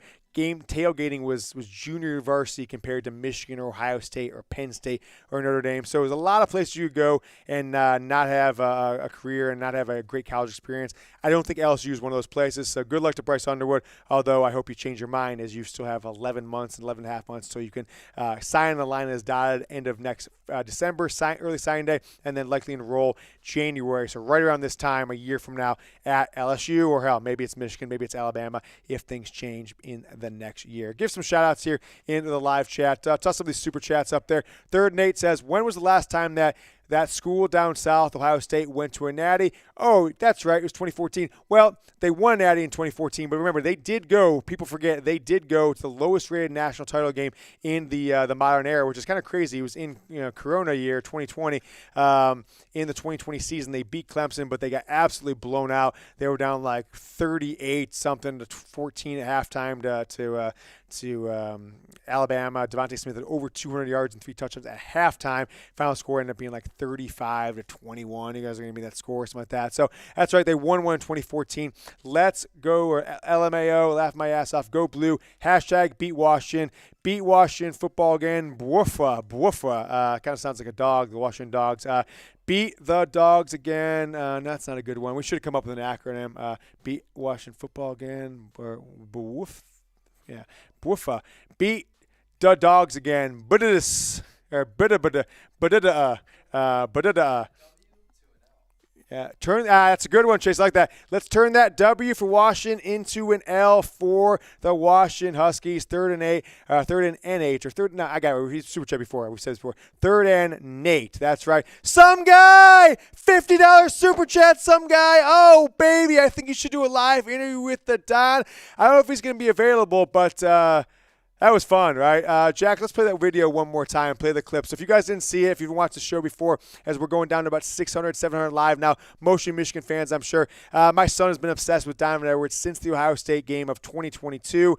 I catch him running around the house. He's got 2 Donovan Edwards jerseys, a T-shirt. He's got another one that says the Don, etc. He runs around the house sometimes, and he'll just run up the stairs, and he'll say, "Gets past ransom," or he'll say, 85. He just yells it out at least once a week. He says, "Can we watch the Don touchdowns?" And that's what it is. And so I showed a video of him from back during the beginning of the season where Preston came out with his game day uniform on. He had both Edwards jerseys on, took it off. He's like, "Here's what my favorite players say." It's like, the Don? The Don. It's the Don. And I showed it to Edwards. He absolutely loved it. And I said, look, no, not professional, I know. I shouldn't ask you this. But if you want to give him a shout out, I think he's your biggest fan in the world. And he did this. Go ahead, Jack. It's the Don. Preston, Your pops just showed me a video of you. We appreciate the support. I appreciate the support. Go Blue. Thank you for everything, my friend. That's awesome. Appreciate it. By the way, we had to walk across, like, I don't know, a massive where we would go in. No, we didn't walk across that. We had to just park. We parked in the bus, took the media bus over for media day. My hair got a little windy, so it was a little flared up, a little wild there, Jake. You gave me my good side next time. But did you guys see how jacked I look in that video? Look, I work out every once in a while, do some push-ups. I might have a bicep here or there, but I look jacked in that video. What do you think, Chase? You see that bad boy? Yeah, push-ups last night and flex your chest. Got to get the workout on the road, so I did some push-ups last night before bedtime. We were working till well past midnight to make sure we were completely prepped for today's media day and going to watch Michigan football practice. We'll show you some clips from a second. So some guy, you and I are legends. Jay, before we put that Brockwood up there, just show everybody what the Hard Hat Club is going to be. We're going to get a commemorative hard hat, not like this one, so I'm not going to put you on this one, some guy. Anyone's $50 super chat. We've got, 7 or 8 of them right now, right? We're going to commemorative hard hat. It should be here tomorrow. I'll start putting the stickers on tomorrow's live show, and then we'll get the commemorative sticker, and then I'll probably try and get some sort of coin and super glue it to the helmet, and we'll make that a part of every show. I think what we'll do is take our normal intro, and I'll pop on for the last 3 seconds and hold up the commemorative and shout out to our commemorative viewers, and we'll make that part of our intro screen. I'll be holding the helmet, and we'll make it part of the studio, the national championship commemorative Michigan football hard hat. He joins some guy joins plenty of other people. Blue Wolverine and Lord Buddy Bear, of course, the Lords of Shred. We had a few other ones. Ashley Lawson was in there. Oh man, this is tripping. Our guy Steve Ricard, Back Road Blue, Ashley Lawson, who was the first one. Was it Steve? Hockey Jody, first-time super chat with a 50 burger. So appreciate the support. We have about $560 in super chat just on this impromptu show. Let's get back to Brock mentality. Now, Brock with the 20 or with the $2, you can go up to 10. 10 gets you on the normal hard hat. Brock makes you part of the end screen jacket. We have that end screen. Anybody who wants to super chat $10 between now and February 7th, you will be part of the end screen on at least during the season, 5 of 7 shows a week. We've been doing almost every single show though, right? Basically 80-90% of our shows. But then if we do 3-4 per week after that, you'll be on 75% of the shows for the next year starting in early February after signing day. Brock mentality says too many people are overlooking Washington. Fair enough. I just think in history of football we've seen recently, power has beaten speed when speed doesn't have an elite defense or an elite defensive line. My guy, Carl Cordo. What up, Carl? In the house. $5. Didn't say anything, so appreciate it, Carl. You've been one of our long-time supporter. Always showing love on Instagram, Twitter, YouTube, etc. Or maybe just Twitter, I'm sorry. But you've been there, Carl. You've been a real one. We put you on the show a ton on our mailbags, etc. Orion James Walters with the 5. Love the show. My first super chat. So here we go. Hail, hail to Orion James Walters, the first-time super chatter. Go Blue! Love the show. My first super chat. Hoping it sends good vibes, and Michigan gets Underwood. I said that before the commitment, but Bryce Underwood commits to LSU. So a little bit of a bummer for Michigan fans. Nevertheless, I think Michigan can continue to recruit him. And, look, 80% of the top 10 quarterbacks, 8 out of the 10 of the guys in the 2021 class, the juniors, have already transferred. Drake May will be at the NFL. J.J. McCarthy is the only one with eligibility at the school that they ended up signing with in 21 class for their senior year. That's just wild how that kind of works out. So thank you so much to the first super chat, Orion James Walters. Awesome middle name there for you. Casino says jambalaya or whatever y'all eat up there, not a contest. I think he's kind of saying jambalaya versus whatever people eat in Michigan, which is a lot of cheeseburgers, a lot of hot dogs, a lot of pasta, a lot of lasagna, manicotti is eating it steak. Pork chops, ribs, that's eaten in Michigan. I'll take that over jambalaya. I've never been a big Cajun food guy, so I get it's probably interesting, and sometimes it's not my style, so I'm not sure if that's necessarily as big of a recruiting pitch, the food, as maybe people from LSU want to believe. Wicked Broncos Production coming in with a $2 super chat. EJ Holland says Bruce isn't a take at Scum. I think he means Bryce there at Michigan. I think it's probably just making fun of him. EJ Holland from On3, the Michigan football reporter. I actually got in a Twitter beef with him 3 years ago. He kind of tweeted out one time, was like, keep seeing James Yoder in my feed. Is this dude for real or just a joke or what? And I was like, yeah, for real, say something, bro. Whatever. I just kind of like saw it, and he was like a jerk to me back. And then, after a while, I actually started appreciating his work. I think he's probably, in my opinion, from the Michigan guys I see, which I don't follow their recruiting and et cetera, he's the one that always seems to have the best content, in my opinion. He like runs laps around Sam Webb and whoever the other rivals.com guy is from Michigan. But yeah, EJ Howland, it's probably a joke. But like that's the always thing is that I've tweeted out a few times like Sam Webb says player wasn't to take. Michigan cooled on him, right? That's what the pay sites always say when Michigan doesn't get the guy, or any school really doesn't get the guy that they really want or their fans really want. We got one from Christian Crochet. He just sends in a 99-cent super chat. Thank you so much for the super chat, Christian. Glad to have you in the show. Hope that you enjoy the game on Monday, Michigan-Washington, 7:30 p.m. Eastern. We will be there. We'll be live here for about another 45 minutes to an hour, and we'll be live tomorrow. Probably haven't figured out time. Just to say, like, let's put a placeholder tomorrow. Join us if you can around noon Eastern, about an hour. What time do the Lions play tomorrow? Are they playing tonight, the Lions? I can't remember who's playing tonight.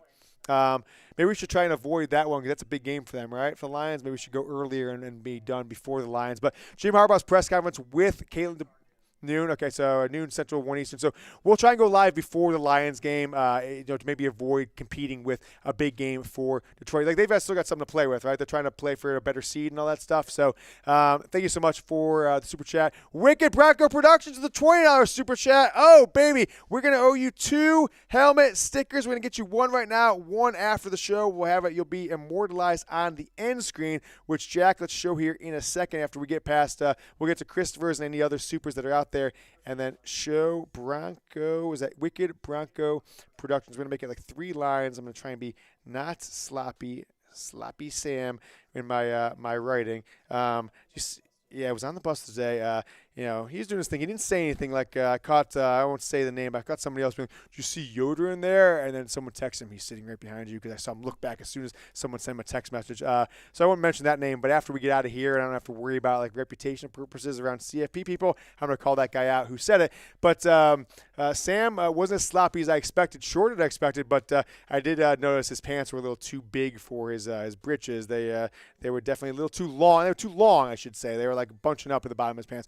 Wicked Bronco Productions, where was it? Right there. You got one helmet sticker right there, and you'll be on the next hard hat. We have 2 for you for this $20 super chat. He says, losing Burgess and Underwood all in one day. I don't know what the Burgess one is. Maybe I'm not been following. We've been busy all day, guys. So if there's anything that's happened with Michigan today, I have no idea what it is, because we woke up, went straight to the hotel, got this all set up, 8 o'clock in the morning. Oh, yeah, Christopher Burgess, defensive end Notre Dame. Okay, so I wasn't paying attention to that one because he's been getting all the crystal balls to Notre Dame over there. Where's he from again? What state? Because a lot of people add the crystal balls early came on for him, but I think after the last 2 weeks or so, where at? Chicago, that's right. Go Notre Dame. Chicago's been run by Notre Dame for generations, so it's not surprising. I mean, hell, J.J. McCarthy coming out of there, he probably went to Notre Dame had they prioritized him over Tyler Buckner in the 2021 class. That's tough. Could never happen to Notre Dame. Funny how E.J. Howland and Scum fans will say they weren't takes for Michigan. I don't think that's necessarily true. Guys like Carr, Moore, and Knight just aren't attracted. Thank you so much for the $20 super chat, Wicked Bronco. And look, I'll give Notre Dame some credit. I have been to Notre Dame, I think, 4 times in my life. 02 Michigan game, 04 Michigan game, 2018 Michigan game. All losses for Michigan, by the way. And I was, in college age, the first 2, and then 2018 was obviously an adult with a year and a half, 2-year-old son, and one of my different people, different friends. And then I went this year for Ohio State. And I'll tell you what, the 2018 and this year were both night games. The other one were day games. There's nothing like Notre Dame. It is just a special atmosphere. And seeing a game where I don't know if I cared who won, because, look, a loss for either Notre Dame or Ohio State was okay with me. But, man, it's just such a magical atmosphere. And they were wearing the green uniforms. The entire stadium had the Kelly green shirts. They had a great light show. And it was nonstop intensity from the time we got off the bus around noon at the tailgate right next to the stadium lot, tailgating all day, to the time we went to the stadium 40 minutes before the game till the last play of the game. So, I think Notre Dame, I hope they lose every game. But as a fan and going to a game, they do it right. I respect programs that do it right. But I think Notre Dame's a hell of a lot better game day atmosphere than Ohio State. I think Ohio State fans are more passionate. Ohio State's a better program, but I don't think the Ohio State game day is up there with what Notre Dame is from a visiting fan's perspective. I've been to 2 Ohio State games, 03 Ohio State Washington, and then 2018 Michigan Ohio State. Christopher Rich, and then we'll go to the video show with you guys. Anyone $10 super chat? Is this Christopher Rich? Did we get one earlier? Is this a second one from him? Here we go, Chris. We're going to give you a second helmet because the second one, I will give you a second. I'm going to try and write a little smaller this time because last time for Jay Rich, you're going on this one. And today's date is 1-6. Bryce Underwood, Jack Latteray, and the Shaman. Big 1-6 guys. Big January 6 truthers. And Christopher J. Rich showing love. I'm going to give you some love because you're an Ohio State guy. I'm going to put you over the Michigan logo there. Christopher J. Rich on January 6th. You are in the hard hat. You'll be on the end screen, which we'll show here in a second. But he says, I'm a Buckeye, but thank you for the Michigan sticker. You think Michigan would get some of these in-state recruits? Are you going to the game Monday? We are going to the game. We went to practice today from Michigan. We went to Media Day. Jack and I went to Media Day from Michigan, then came back here and started prepping for this live show. Chase stuck around, got all the footage we needed for Washington Media Day, and then Chase and I went to Michigan practice while Jack kind of prepped all these graphics and everything we've got here for the show. After this live show, we're going to call it a night here in probably about 45 minutes or so, an hour. We have so much to talk about. We've been live for what, an hour and 20 minutes? We haven't even started the show yet, so it's going to be fun. And then tomorrow, Jim Harbaugh press conference, like 9 a.m. We'll go live shortly after that as soon as we get all the clips and footage from that. And then Monday, we're going to do about a 2-hour, 2.5, 3-hour live game preview all Monday afternoon. So I'm guessing it'll probably be around 11 a.m. or about noon to 1 o'clock Eastern to about 4 o'clock Eastern or so. And then we need some legal room to get to the stadium, get set up and everything like that. $20 super chat. Was it one? Okay, cool. Run that, Jack. Now run the end screen. Anyone who gets a $10 super chat like Chris and like Wicked Bronco Productions, get on our hard hat end screen. We call you guys the producers. This thing will refresh. We had $40, 40 people, and I think 7 live shows November through January or November through February last year, and now from April 1st until February 7th. So coming up here in 1 month and 1 day, our new end screen will refresh on February 8th. All the people who have been Hard Hat Club members, roll that footage, Jack.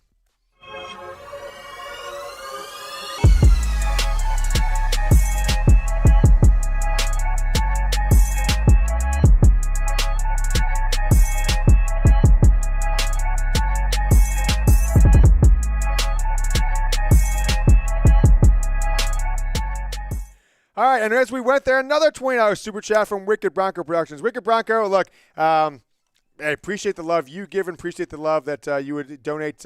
You saying, it'd be nice if I'm not blocking you guys. I appreciate it. It's hell of a deal that a Notre Dame fan would of course send in multiple super chats to a Michigan football show. Is that like how many? Is that 2020? Do you have a 10 prior to that? No, I was saying we can make a combo pack. Maybe get him on there. So I'll give you another sticker, Wicked. Stream Productions and Wicked Bronco Productions. I apologize, and we will owe you 2 more. I messed that one up, so I'm gonna right over here. Wicked Bronco Productions, Notre Dame fans. Jack, read that off if you can. What he wrote while I'm writing because it's a long name.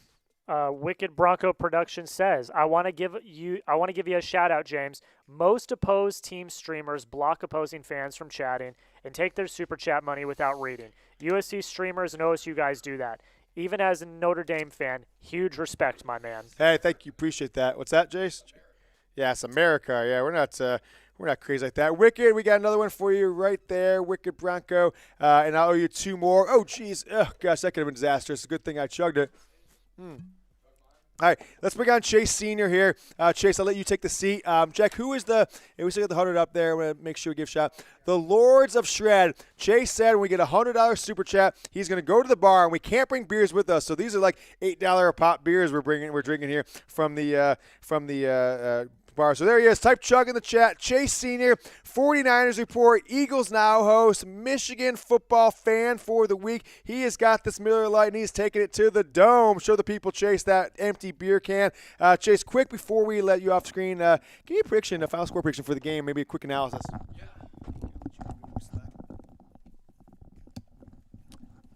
Yes, it was pretty interesting talking to both teams today, and James and I were kind of examining how both Washington and Michigan were handling themselves, because James has been at the last couple of college football playoffs, and he said how the most relaxed team is usually the team that goes on to win the national championship. And I thought Washington was really relaxed. What I thought was pretty interesting was that Michigan had rotating players at media day. So they basically put all of the team members out there of significance. I think that was a Jim Harbaugh type of method there. Washington, on the other hand, just had the same players out to speak with everybody for the course of an hour. And I thought that Washington was certainly relaxed and they were calm. I think that that's kind of a indication of the culture that Kalen DeBoer has been able to build, and I think that he's a fantastic head coach.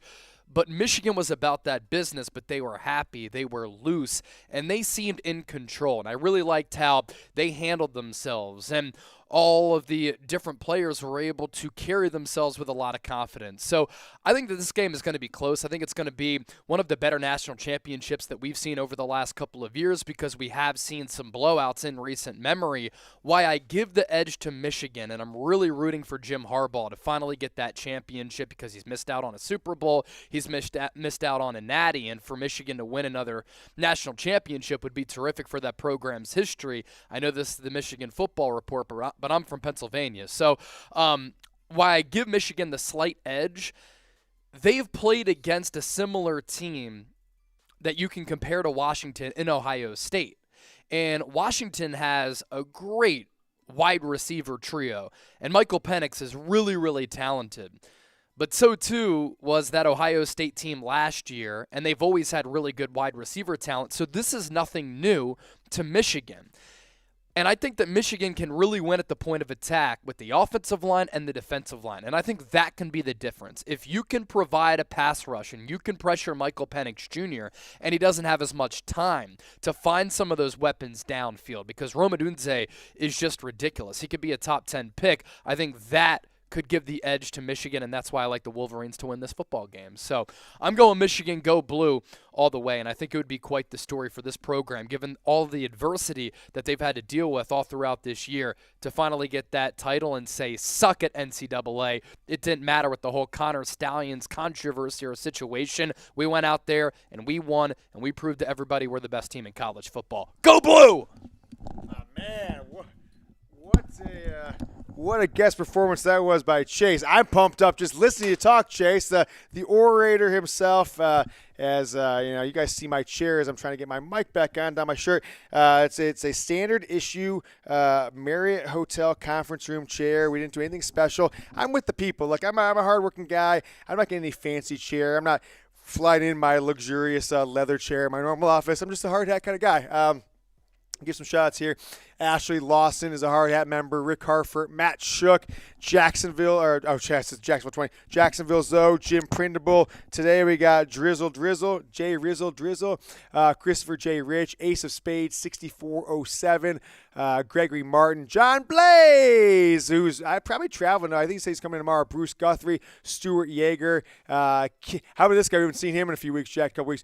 King Dingaling. That was funny. That guy came in and was dropping bombs for one show. Just dropping money. Cody Mountford, Cool Moti, Wicked Bronco Productions today. Our guy Steve Ricard, Travis Mitchell, Ira Gluck, Iceman Comp, Bill Graves, CFB Chuck. Strike 3 was a big timer for a few shows. Brad Bucherite. So Chaco Bear, tons of support contributors, and look, we appreciate it, and I hope we do as much as we can to let you guys know that it is appreciated. We're going to take it for granted, and it's difficult to build an audience, and we've done that over the show for the past 4 years or so. And Chase, if you were going out at all, I'll take another Miller Lite. This is what I'll say. I want to say something to people. Yeah. So read this next one off, James. Yeah. Okay, so let me read this one from Tim. You're talking about the Johnson one? Okay, so I'll read one from Tim. And think what a great thing it is to be part of something that is the team. And I asked a few players. We're going to play a bunch of media footage here today. And the one thing that I could say about this Michigan program from 2018, 2019, 2020, before that, maybe even going back to like that first Brady Hoke team, is these last couple years, these last 3 years, but more importantly this year with the guys who came back, this feels like a team that nobody cares who gets the credit. They have one goal in mind, to win a national championship. It is all about the team, the team, the team. Go ahead, take it over, Chase. So this This is a chat sports legend right here. And anytime Johnson U sends in a super chat, regardless of the channel, $5 coming in from Johnson U. And James, you can read this one away, too, if you want to. He says, who cares about college football? Marshall Green is the best chat sports host. I mean, he's a Knicks Now legend, Johnson U. Yeah, look, no argument. Marshall's the man. I don't know if we have power rankings or anything like that. But, I'll take myself over Marshall, but we're competitive. Sure. I mean, I'm not going to give my power rankings. I may or may not have them, but I'll tell you what, Marshall will be up there. Marshall will make, if I was like a recruit and it's like my final 7 or something like that, Marshall Green would be in my top 5 or something like that. He'd be on my list. I'd be having a hat that says Marshall Green on it on my table. Go ahead. One more thing, too, I want to add. We're at $601 in Super Chats. If we get to 700, I go out and get myself and James another $7 Miller Lite. If we get to 800, are doing shots out there? We could do shots. Well, how about this? If we get to 800, we'll do shots. Patron. I'll do Patron chilled. We'll do tequila shots chilled. If we get to $800 in Super Chats, again, we're at 601. And if we get to 700, I'm getting myself and James another $7 Miller Lite. That's the deal for Go Blue. I appreciate that, Chase Sr., and thank you to Johnson U. Appreciate that. Not Johnson U. I haven't seen you on Michigan Football Report, so your first time super chatter to this. So I'm going to go like, hail to Johnson U, the first time super chatter of the show. Go Blue! Go Blue. Who cares about football? We do. The audience of this show does. Michigan football fans do. Michigan and Washington. Jack, if we have that poll up, let's change that to who you got, Michigan versus Washington. And then if we can, Jack, let's start rolling the footage. Guys, you are going to love this next part of the show. It is going to be less of me and more the Michigan football team practicing, speaking to the media. I'll give you my take on some of that. As we got drone experience, I'll put you up on screen in just a moment. I want to say I've been watching since day one. I love the news and updates. Go Blue. It's great to be a Michigan Wolverine. It's great to be a Michigan Wolverine. My name is Josh. It's first time super chat. So hey, hail to drone experience, the first time super chatter. Go Blue to you, drone, to Josh. Appreciate it. That you know what? DM me on Twitter. It's at James Yoder. My son got one of these kind of like $80, $90 drones from his aunt for Christmas. He's 7. He's obsessed with it, but like the battery stays charged for 15 minutes. It's not that great. I'd like to maybe at some point, Jack, why don't we do this? Before you do, just run the B-roll. Can you run the B-roll footage of this morning like that, from yesterday, and then come back to me? Is that possible or no? No, probably not. Okay. So. Yeah, and then you can come back to this lower third with you can come back to this screen if you want, if that's okay. The one we ran at the beginning of the show. And so, what was I saying there? I forget what I was saying. Drone, yeah. So drone experience is at James Yoder on Twitter. If you've got any tips, I'd love to buy him for like his birthday. This come up this year in October. So it's still 9-10 months away. One of these like $300 or $400 drones that like we can have a real remote control and take out to a field. So I'll check out your channel if you've got some stuff. If you've got any recommendations of what I should buy, let me know. All right, guys, we arrived yesterday at CFP Media HQ, the JW Marriott at Galleria, just west of downtown Houston. We raced north about 50 minutes. It took us to go 20 miles in Friday. Houston gridlock, rush hour traffic. We made it just in time to see the Michigan football team arrive, Jim Harbaugh show. So going to run that footage a couple of minutes, then we'll come back here while Jack Latteray, a.k.a. Young Harbaugh, does a quick bathroom break. Jack, roll that footage.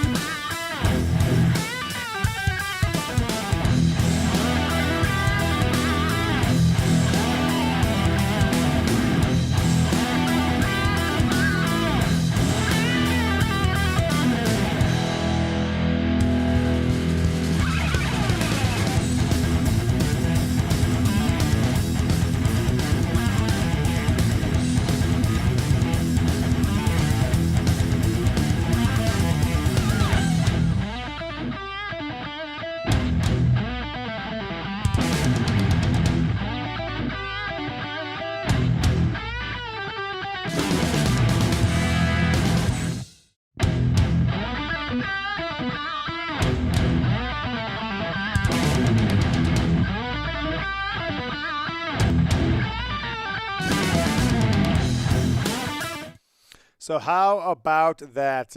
Michigan football arriving. Jack, I might need to do the same. So at any point, if you want, I would happy to, if you want to just kind of, hell, just run through some practice footage, run through some media. You could just kind of skip around the media footage, come back to yourself, and just, whatever you want to do to give me a quick we've been drinking a lot of water, and Chase just brought me a couple beers, so I'll make a quick bathroom break because we've been live for about 96 minutes here. Bryce Underwood commits to LSU. Before we do, Jack, can we actually change the title to the Michigan Focus one?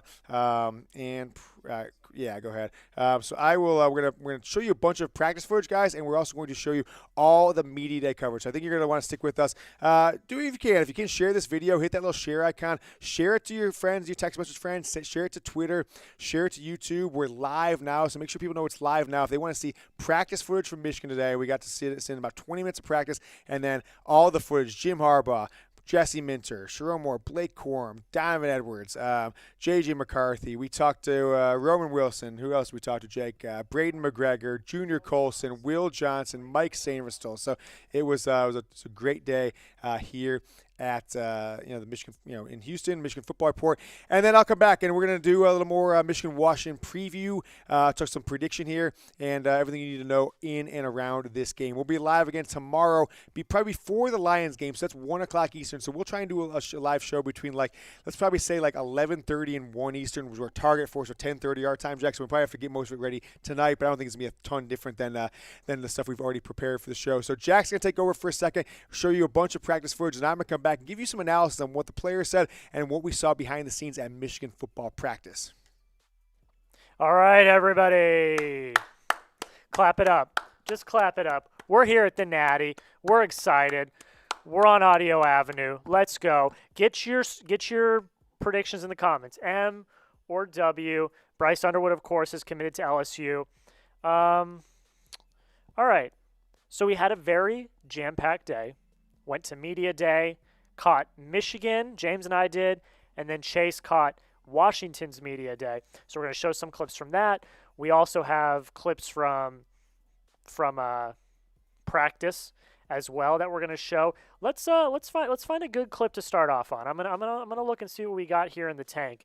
Let's go with one from Colson Loveland. All right, he is talking about. James asked him a question about. You want to do NIL? All right. No, so I was going to do the one. He asked him about Alabama and how Alabama schemed against him and the other tight ends, and whether or not he sees them doing the same thing, whether or not he sees Washington do the same thing. So we're going to cut to that one right now, and then I'll be right back. Put some of their secondary guys like Terry and Arnold and other cornerbacks on you rather than the wide receivers, thinking that was the weak spot of their defense, covering tight ends, covering backs in the backfield. What do you make of that, and do you think that Washington will take the same approach coming up on Monday? I think, obviously shows they got some respect for sure for me, Alabama. But like you said, we got weapons all over, so it's like try to take one away, there's going to be another one, out on the outside, or whether that's running backs, quarterback, whatever it is. So I think that's just our team's just so deep, so it's kind of hard to focus on one position when all the other positions are just as good. But I think I'm not sure what Washington will do. I think they're obviously going to have a good game plan. But like I said earlier, we got a great game plan in. We've been preparing our butts off, and just can't wait to get to the game day. See how it happens. So there you go. There's Colson Loveland talking about the game plan and what he thinks they might see from Washington, and if they're going to scheme him like they did, like Alabama did in the Rose Bowl. We got a funny one here from Cornelius Johnson, and we're going to go through these a few times. James is going to talk about some of these, but we talked on the show earlier this week about how in 2020, Michael Penix beat Michigan at Indiana when he was at Indiana. So we got a very interesting quote from Cornelius Johnson talking about maybe getting a little bit of revenge on Michael Penix. So let's cut to that one right now. Yeah. Any talk this week about Michael Penix being the quarterback at Indiana 3 years ago, getting the only win over Michigan in 30-plus years and getting a little revenge on him? That's a good question because, against Penix, he was there in 2020, during that season, and he got us that year. So now, we gotta spin the block. We gotta spin the block and even that up. You know, so we don't forget that at all. So we gotta we even could go back as far as that. So, you know, watch tape throughout his whole career, try and pick up anything we can find. You know, to be an advantage for us come Monday night. It's a good point. So I like how he was talking in that clip about not just how they can use it as a little bit of motivation, but they can also go back and watch that film and see how he exploited the Michigan defense and how they can scheme against him and have their defense be different this time. I thought that was very interesting. We got a $20 super chat. I'm going to shout out Tim. Tim, you're the man. We will show your super chat when James gets back because it is directed at James. So I see you, Tim. You're a legend. We will get to that in a minute. Okay, let's see what we got here. We got an interesting one. All right. Sorry, I got to look at the titles and stuff and make sure that I got the right ones pulled up. I like this one a lot, all right? This is Jesse Minter talking about Michael Penix and the Washington offense. I think this is a really good soundbite, so we're going to cut to it right now. With Michael Penix, he had one of the best performances you can have in a college football playoff semifinal against Texas, just ripping throws outside over the middle of the field. Really good pocket maneuverability as well. When you watch him throughout this week of preparation, what do you see and what makes him stand out, especially as you kind of look at what he could do potentially at the next level? Yeah, I mean, he's elite, and I think it's his ability to process the information that he's given. So, you know, I think they do a really good job structurally trying to undress your defense a little bit, trying to give him an idea of what coverages you're playing, things like that. So now he has that information pre-snap, and he's able to process it really quickly. He has a quick release that goes along with his ability to think fast, make quick decisions. He's really accurate, and then he trusts himself and he trusts his receivers. So there's very little hesitation in his game. So I think, you know, that's what makes him really good. And I think that translates to the NFL. Your ability to think fast, read defenses, process information, get rid of the ball quickly, get the ball where it needs to go in space. So elite player, elite challenge for us, but one we're really excited about. What did you think about So Minter there talking about Michael Penix and how he is an elite playmaker, and we've seen that, like we talked about in 2020. Penix played against Michigan when he was at Indiana, and they, you know, we know how this story ends. And again, kind of tying into the Cornelius Johnson clip that we said, I think it's interesting. I think you can actually look back at that film and see how did Penix shred up that Michigan defense in 2020, and what adjustments can you make to the game plan to make sure he doesn't do that again? We did. So I did call Tim. It's directed at you, and I said, well, when you got back, we would go to it. I got to make sure that this thumbnail has saved. I think so, but we'll see. But go in the chat. M for Michigan, W for Washington. Who you got? Who you going with? Thumbnail did not, so I'm going to do that now. I'll bring you back on in 1 second. Yeah, all right. You're on, James. Hey, guys. See that? We'll get to Tim. Actually, appreciate the super chat, Tim. We'll get that on screen here in just 1 minute. Jack, don't push me on yet. Just trying to get this cord situated. Man, there must be a line at the bar. Chase has been up there for a bit. Yeah. Maybe he's doing what J.J. McCarthy did in the men's room today, which is, boop. He was a little late to media day. He did kind of come out afterwards. So he's been very elusive this weekend. Yeah, well, it's been very hard to find him. Like, we didn't find him at the arrival because he was like right behind Blake Corum, so everyone was filming Blake Corum, and then it's like, oh, JJ's right there. So yeah.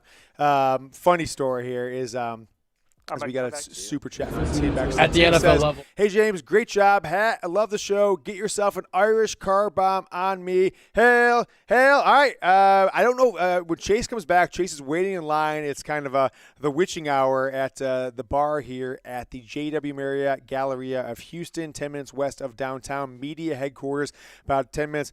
excuse me, away from NRG Stadium as well. But I'll say this is we are going to dinner tonight. Jack, Chase, and I are going to dinner in about 2.5 hours now with my sister. And if they don't have it here, if they do, Chase is going right back up and getting one. And I'll do it on for you. I love Irish car bombs. I actually love them. They taste great. They go down smooth for the longest time, like into my 30s, which is I'm proud of, is no matter what day St. Patrick's Day was, I was doing Irish car bombs. So I would love to do one. So thank you so much, Tim. But if not, Tim, here's the promise I'll make you. And Ashley Lawson, too, said there. And what was the shred? I forget the name off the top of my head. I apologize. The Lords of Shred with Chase chugging that one. We will we'll do an Irish car bomb at dinner tonight. Assuming they serve them there. And we'll video it, and I'll give you a shout out there on Twitter. So it's at James Yoder. Jack, slack me that so we don't forget these promises.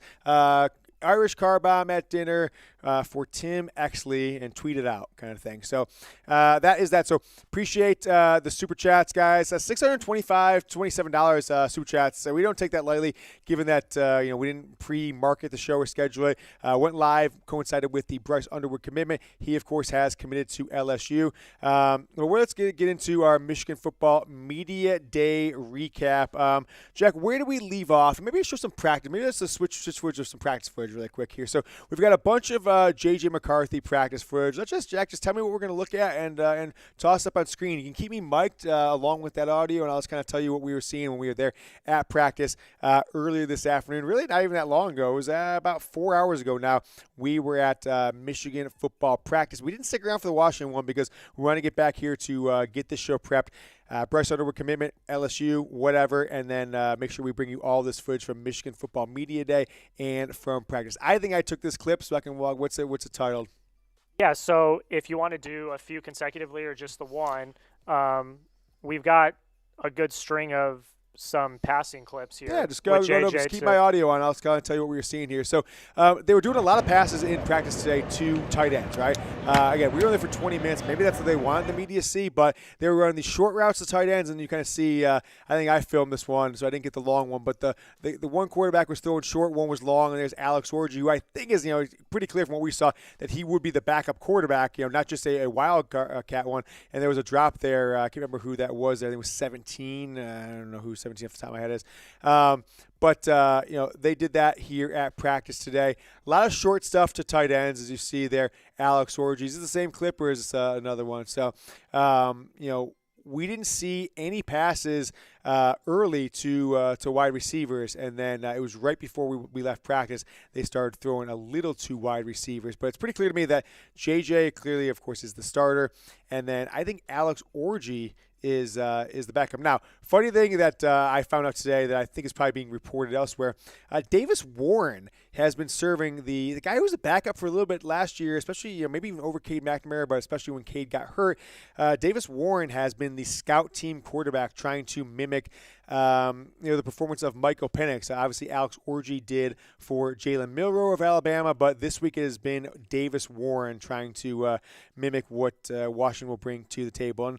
And the Michigan, players we talked to at Media Day today, they didn't shy away from, hey, this team reminds us of 2021, and in some regards, of course, 2022 Ohio State, although 2021 had those extra receivers in Garrett Wilson and Chris Olave, in addition to Jackson Smith and Jigba, whereas 2022 was more, I think JSN was hurt or barely played, but it was the Marvin Harrison show, and Emeka Egbuka was kind of that new class after that legendary 2021 receiving group. And in a lot of ways, this squad at Washington has that. Now, I don't think Michael Penix is going to go in the top two like C.J. Stroud did, but very dead accurate passer who doesn't run a ton but can run some.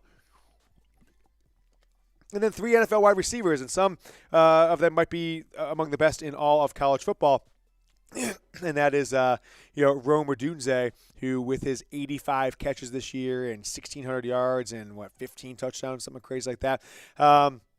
They didn't shy away that's how they're preparing there as a team. The running backs were interesting though today. At practice specifically, running backs were interesting. We have this limited time of practices. They weren't really practicing as much from what we saw running the ball. It was all drills catching the ball. They weren't catching wide receiver from the quarterbacks or anything like that.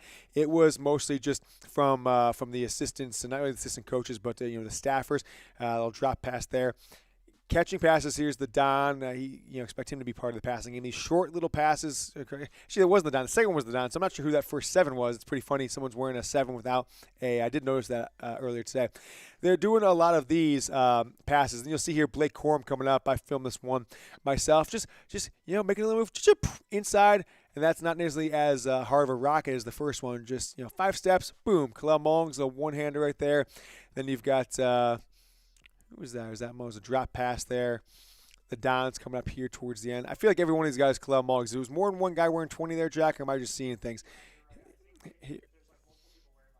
That's pretty funny. They must be doing that, honestly. So, people filming this practice get confused. I'm not even joking. That's got to be the reason it is. So, but as you see, the running backs got all of their action. They weren't running sprints. They weren't running through tackers. They weren't doing one-on-one. $20 super chat coming in from the Tim Exley again. As we're rolling through this, we'll get that on screen here in a second as we roll through all of our running back coverage. Kalel Mullings, and is that real Donovan Edwards? Or is that fake Donovan Edwards? I think that's fake Donovan Edwards here on the show. Blake Corum, man, he looked like Blake Corum just had the eye of the tiger. He looked like he wanted, like a Benjamin Hall, so he's wearing his 28. I don't know who this fake Kalel Mullings is here, 20. We got fake Kalel Mullings, and we got fake Donovan Edwards. So no Cole Cabana, all right, I don't see him anywhere, but I do see Benjamin Hall, the other true freshman. So good stuff there from the running backs. We'll show you some defense. We'll show you some other stuff. We got a super chat, though, coming from Tim Exley. $20 super chat, Jack. Let's show some love to Tim. Appreciate it, Tim. He says, hey, young Harbaugh, that's you, Jack. These are directed at all you. Get yourself your drink of choice and keep up the amazing work. Go Blue. So, Jack, if you want to jump on. Thank you, Tim. I will get a drink of choice tonight, and we will shout you out, and James is going to put it on Twitter. So thank you so much. All right, remind us there, Jack. We'll be out in about 2.5 hours or so. We should have dinner. My sister's making us dinner reservation. She's here for the national title game. Got a couple of family members coming in. I guess Sunday night. Not going to come here to Houston. They're coming to Texas Sunday night, Monday. For the game. And John Blaze, he's going to be in town on Sunday. Got a bunch of other Michigan Football Report legends that are all heading into town. So I don't know. I don't know what you're going to do. We might try and meet up before the game. Might try and meet up in the game. I'm not really sure. Maybe we'll do something. Hey, anyone who wants to hang out, get a photo, drink a beer, something like that, hour before kickoff inside the stadium or something like that. But Sunday night might be an opportunity as well, as we'll get our content out of the way earlier in the day. Maybe we'll have something in and around downtown Houston or something like that will be, hey, anybody first 20 people in the door, we'll buy you a beer or something like that, right? Show some support back to you guys. So thank Tim Exley. Jack, slack us that so we remind you got to do the drink of choice as well. Showing love to Tim. House of Lion, we're going to get you a sticker just like Tim. Tim, I'm going to get you one as well. We got you. There he is. Tim Exley coming in with a super chat. Was it EXLEY, Jack? LEY. And then House of Lion. Appreciate that. I will get you a second. I'm going to get you guys a helmet sticker as we are rolling through all of our media day coverage and practice footage after Bryce Underwood commits to LSU, the 5-star quarterback out of the state of Michigan, commits to LSU. We went live for that, and now going through that, I've got Jack Latteray, a.k.a. Young Harbaugh, with me. Chase Sr., who disappeared. Where'd he go, Jack? I think he went maybe to the bathroom. He said he was going to go to get himself a drink or something like that, but all right, Tim Exley, we got a helmet sticker, hard hat sticker for you, and then House of Lion. You're going to have to trust me because I did them both at one time, and I forgot where I put. There it is right there. House of Lion, you got yourself another hard hat sticker. $50 Super Chats are on the commemorative Michigan Football National Championship hard hat that will arrive here in Houston on Sunday. I'm going to go pick it up from an Amazon locker, and we'll make that a part of the show intro for the next year. We should probably make that ASAP, Jack, and then we'll do the new producer screen on February 8th, February 9th, after National Signing Day. Let's get back to it, by the way. So there it is, hard hat, $50. If you want to be a legend on a commemorative helmet, get a $50 super chat in, and we will put you on there. We've got about 10 so far today, 9, 10. We've got $660 of super chat revenue. So I think we've got at least like 8 or 9, right? I've sent it. 8 $50 super chats and $100 super chat. So 8 total. Okay. Okay, 8 total. There you go. So that is that. Let's get back to the footage, Jack. So we've shown you the quarterback footage. We've also shown you the running backs footage. Jack, what do we have for the people from Michigan football practice today? We got a few more clips. We got some linebacker drills, some line drills, some offensive versus defensive. So we'll run through that stuff in a second. All right, here it is, Lions. I'll stay on and walk through. This is footage that Chase Sr., who's with us here in Houston at Audio Ave, CFP Media Hotel, the JW Marriott. First-class organization you guys are around here, so thanks so much to you guys. We are doing ones versus, the line drills. They're kind of doing a little bit of, stunting there, and looks like it's the ones on the offensive line going up against just anybody there from there. Chase, this is Ted Chase. Introduce you guys. How are you doing? How's the people doing up there, Chase? How's it going? By the way, you're not tossing the trash for me, so I actually knock it over. It sounded pretty busy when I went out there to go to the bathroom a little bit 10 minutes ago. Yeah, I slowed down. Yeah. Okay. Do you want to send me, because Peterson and those guys were messaging me, I think they may have, about what's going on. A lot of Jim Harbaugh rumors. We're not going to focus on that now, but I did want to at least make sure that we're up to speed on what's being said, what's being discussed out there in the greater thing. So early this morning, Adam Schefter and Diana Rossini from ESPN continue to link Jim Harbaugh to the Raiders and Chargers openings. And what else you got for us, Chase, on that front? Do you want to jump on the mic and tell the people? Okay. Chase Sr. going to come back and just kind of give you guys up to date. We've been at CFP Media Day. We've been at Michigan practice prepping the show. So things have happened. So we'll catch up to speed. Chase will jump on the mic and give you guys the latest here. All right, so I'm pulling up this article from NFL insider Ian Rappaport of NFL Network, and he said multiple NFL teams have been making calls in recent weeks to gather information about Michigan head coach Jim Harbaugh, who has updated his staff lists and has evaluated openings in anticipation of a potential return to pro football after Monday's college football playoff national championship game.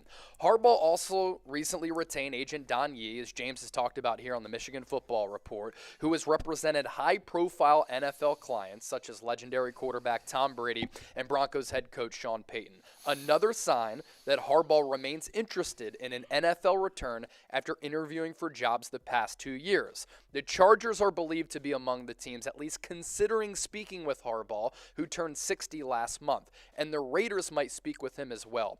Harbaugh has connections to other teams that could potentially make head coaching changes, such as the Bears, who selected him in the first round in the '87 draft, and his resume easily makes him the most accomplished coach available, pending the outcome of Bill Belichick in New England. All right, so some good stuff there from Chase's recap and what's being reported out there. And if you guys didn't follow along, we had some really insightful stuff. So one of my good sources sat with, let's just call it the Harbaugh Inner Circle. I don't want to burn bridges or sources here.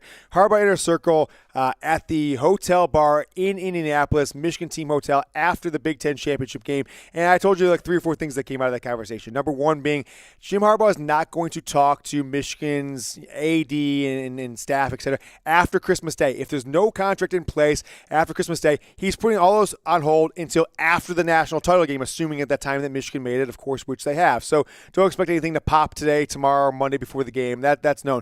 Now, Monday is NFL's Black Monday, where a lot of football coaches will be fired and more openings will happen, right? We've got 3 openings right now, am I right, guys? Panthers, Chargers, and Raiders open as we speak. I don't think the Panthers are in play. Raiders is, that's where he met his wife in Las Vegas. He was a coach on that 2002 Super Bowl loser of the Raiders with Rich Gannon. He coached an MVP as a quarterback coach of that Raiders team. So there's some ties there, although they're no longer in the Bay Area. They're in Las Vegas. So I'm not sure how that will matter. But I know Mark Davis is there. So other thing is that Harbaugh's not going to go, I don't want to say the word thirsty, but I think he maybe lost, had some egg in his face the last couple of years because there was reports that he reached out to the Panthers owner and he talked to the Broncos and they ultimately, gave a mega deal to Sean Payton. 2 years ago, he went and he interviewed with the Vikings on signing day in early February and didn't get the job. Whether or not it was his choice or theirs, I think I'll leave that up to Jim Harbaugh to, put in a book or something like that one day. But there was one team that he would allow his agent to reach out to on his behalf if they had an opening, which as of yet they don't. And maybe it's a win and keep your job tomorrow, and that's the Chicago Bears and Matt Eberflus. If they have a head coach opening after this game, Harbaugh would empower Donnie to reach out. Jim is interested. He considers the Bears his Michigan of the NFL, right? Drafted him, spent 6-7 years there. Was a first-round draft pick. Funny enough, Chase, I don't know if you realize this, the last first-round pick quarterback by Michigan in the NFL, Jim Harbaugh, 1987 to the Bears. And so he would reach out to them. But whoever else wanted to contact had to contact him. He's not going to reach out anymore. He's not going to play that game like he may have done the last couple years. I'm not sure if the Bears are going to have a job opening. Maybe they will, maybe they won't. But others can communicate with him. But I think it then goes to Ward Manuel and the Michigan Regents and Santa Ono, the University of Michigan president. Can they put an offer in front of Jim Harbaugh? On the parade. I don't know. That'll probably be Thursday, Friday. I don't know, Jack. I'm not sure if the budget's there. We might have to do a celebration show on Monday. Send young Harbaugh to the parade fund or something like that. But could they get something in there? Because I doubt Harbaugh is going to take an NFL job 2 or 3 days after the national title. While he's still got a parade to go to, still got to celebrate. I think there'll be some breathing room where Michigan can come in and say, "Hey, Jim, don't you want to do this again?" But that is the latest on that front. Jack, let's go back to some of this footage. So we showed you the running backs, the quarterbacks. Just kind of play whatever we have. Come back to me when you want, but I'll just kind of talk the people through. Let's just do maybe 1 or 2 more clips of practice. If we've got anything good, or is it all kind of just Yeah, let's do this. How about this? What do we have from J.J. McCarthy? Do we have anything from him from Media Day today? If we got anything from J.J. McCarthy, I'll look at the list of show clips and go through there. One person I did like what he said, Braden McGregor. We asked Braden McGregor, starting Michigan defensive lineman in the last 2 years, what it's like to face Michael Penix. But more importantly, is there any talk of revenge, right? Michigan has lost to Indiana one time in the past 36 years. Yeah, one time in the last 36 years. The quarterback of that team was one Michael Penix in 2020. Lit up Michigan. I think the final score was 38-21. Here's what Braden McGregor had to tell Jack and I at the Michigan Football Media Day this morning in Houston. Michael Penix in the pocket. He moves around. He avoids the blitz. One thing you guys do differently than maybe Texas is they blitz off one side, bring one guy. You guys seem to just 4-man get pushbacks. Well, what's the approach with him being how good he is at avoiding rushes coming from one side or the other? Yeah, he's a really good quarterback. We played him in 2020, I'm pretty sure. And, we kind of know what to expect right now if he sits back in the pocket, he's going to make plays. If he rolls out to his left, he's going to make plays. He's a good scrambler. It's a good offense. They live off explosive plays. So when we have a D-line as deep as us that, we can rotate and we can still get fresh bodies in there and be able to go out and do what we're supposed to do, I think it's a big benefit for us going against an offensive line like that. More follow-up on that. You said 2020. I didn't, so I'll ask you that. Is there any talk of revenge? He's the only Indiana quarterback since 1987 to beat Michigan. Has that been discussed at all this week? Not really. We've talked about it, just, how they did win in 2020, but, most of us that are on the team didn't play him. It's just he's a 6th year. I think that's my class and then the 5th and 6th year guys that played him. So I actually didn't play him, so this would be my first game against him. I'll ask Michael Barrett about it. I think he was on that one, right? Michael Barrett, so yep. Yeah, that's Mike. The other regret for me today, for me, honestly, was I didn't get a chance to talk to Michael Barrett. There was a bigger crowd around him. Michigan had 6 different podiums of players, and so they got more than any team. This is what we do with the CFP Media Day for 5+ years here, and I have, I think it's the 5th one I've been to. It might be 6, I can't remember. But they always just do, Washington did what they normally do, is just 5-6 guys on their own podium for the entire hour, where Michigan brought up more players than anybody ever has because they just had 20 minutes. So it was like J.J. McCarthy. I can't remember who was on his podium. One podium. If you sat there for an hour, you got J.J. McCarthy, Blake Corum, Donovan Edwards, and so then you got you kind of went Sharon Moore, and you got Mike Hart and some other players, etc. Toss it over my way, Jack. I'll tell the people who was there. So altogether, we had on one side of things, Colson, Loveland, Cornelius Johnson, Roman Wilson. Then other side, it just is a heavy hitters. Braden McGregor, Junior Colson, Michael Barrett at a podium. 20 minutes. Mike Sainristil, Will Johnson, Rod Moore, among others. Colson Loveland, I said that one. Jesse Minter, Steve Klingscale, Jay Harbaugh, Jerome Moore, Mike Hart, Kirk Campbell. Now, Blake Corum, Chase Sr. got a nice chat with Blake Corum and talked to him about the 2020 season, right? His true freshman season, comes in expecting to be a Joe Milton quarterback, a lot of hype around that team, really disappointing. And then why, after breaking his leg, or not breaking his leg, tearing up his knee against Illinois, why didn't he go pro? What made him come back for this 2023 season? Jack, go ahead and roll that clip. You didn't have the role that you have now, obviously, reaching superstardom levels with Michigan, but how has this program changed since that really difficult season then up until now? Yeah, 2020 was a tough year for everyone. COVID, we went 2-4, and we changed. We had to change the culture, and the culture wasn't what it was supposed to be. And ever since then, ever since 2021, we've really become brothers. And it all started in the locker room, just everyone, congregating with everyone and just laughing and having fun with each other, just knowing I got my brothers back, and no matter the situation. And that's where it all started. And once we became brothers and really had that strong foundation of brotherhood, we've been successful ever since. You said a couple of times this year that you dreamed of situations like this, and this is why you came back to Michigan, to have an opportunity to get back to the college football playoff and to play on a stage like this. For those dreams to come to reality, beating Alabama in the Rose Bowl, now having an opportunity at a national championship, you just pinch yourself and say, wow, this is what I came back for? Oh, 100%. It was always, for us, Houston or bust. And I even said it, I believe it was back in February at one of the Michigan basketball games, and I had the mic in front of the Chrysler Arena. And I told the fans, I promise you we're going to win a national championship. And we haven't done it yet. So we have to make sure we just stay locked in this week. The hay's never in the barn. And just make sure we watch as much film as we can over these next couple of days and make sure we're prepared for Monday. But this is everything, I dreamed of. It's everything I came back for. And, I'm just blessed to be here. Thanks, man. We also talked to Jesse Minter, and you never know. There's a lot of coach speak that happens to these things. I thought there was a lot of good stuff that happened today, but also a lot of redundant, not trying to give any locker room. The best locker room stuff, by the way. I'm going to be mindful of the role as credentialed media for this thing that we play. But I did hear. I'll tell this little quick story. I've had 3 interesting bathroom experiences in my life. Non-sexual. One time in 6 years ago when the Super Bowl was in San Francisco, I went to this thing at Stanford. It was an NFL tech thing, and Roger Goodell gave the keynote at it, and I go to the bathroom. I walked in 5 minutes after his speech, no joke. Goodell, me and him, the conference going on, only one of the bathrooms. I'm taking a leak in a small bathroom next to Goodell. I'm like, hey, commissioner, whatever. That's one.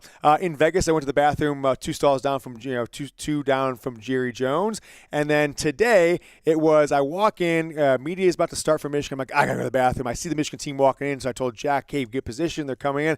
Run to the bathroom. Didn't know any players or coaches me in there. Walk in. It's me, Sharon Moore, and Jesse Minter. It's stall 1, stall 3, urinal 1, 3, and 5. And then in walks J.J. McCarthy, who has to go into the stalls. I'm not going to explain what he did there, but the interaction between those 3, not even realizing probably that I was at the last urinal, etc., that was the juiciest little nugget of the day. But I'm going to respect their privacy and not mention what they said, because it was pretty funny, and I think it would make headlines if so. But nevertheless, we won't do that. But we did ask Jesse Minter, who I took a bathroom break with today, about Michael Penix and this Washington offense, the quarterback that came in second in the Heisman. Go ahead, Jack. With Michael Penix, he had one of the best performances you can have in a college football playoff semifinal against Texas, just ripping throws outside over the middle of the field. Really good pocket maneuverability as well. When you watch him throughout this week of preparation, what do you see and what makes him stand out, especially as you kind of look at what he could do potentially at the next level? Yeah, he's elite, and I think it's his ability to process the information that he's given. So, I think they do a really good job structurally trying to undress your defense a little bit, trying to give him an idea of what coverages you're playing, things like that. So now he has that information pre-snap, and he's able to process it really quickly. He has a quick release that goes along with his ability to think fast, make quick decisions. He's really accurate. And then he trusts himself and he trusts his receivers. So there's very little hesitation in his game. So I think, that's what makes him really good. And I think that translates to the NFL. Your ability to think fast, read defenses, process information, get rid of the ball quickly, get the ball where it needs to go in space. So elite player, elite challenge for us, but one we're really excited about. What did you think about Chase Sr. is back in the building with us, as you guys know. He said, James, we're $44. It's actually $43.16 away from Chase going back up and buying us some high-priced hotel bar beers here at the JW Marriott Media HQ in Houston. So if anyone wants to super chat, we're not giving away for nothing. You'll be on the end screen for the next year, starting February 8th, our end screen of our show. And you're going to stick around this hard hat helmet. $10 gets you on there. Join the hard hat club. I'll give you shout-outs. I'm going to give shout-outs all year long on these shows. I'll do some more from previous shows here. I brought some of these hard hats with us to Houston. So $43.16. Chase is going to go up and get us a couple more beers, and we will chug them. Two grown men, a decade or more, a decade for me, a decade for Chase, 2 decades for me out of college, and we're still chugging beers of the best of them, right? So anyone wants to super chat, $10 gets you immortalized on one of the hard hats. We're Hard Hat Squad. Steve Ricard, Big D Retro, John Blaze, of course. This is kind of one of those some guys on there. Ashley Lawson, Tattoo Hick, Ted D, Michael Cowley, giving all kinds of love from the audience. Going back to early in the year, Charles Canterbury. We haven't seen Charles Canterbury in a while. He was a big one. Jim Prindable, Javier Gregson, Matthew Spence, Back Row Blue, Ashley Lawson with another $50 super chat. Ashley Lawson.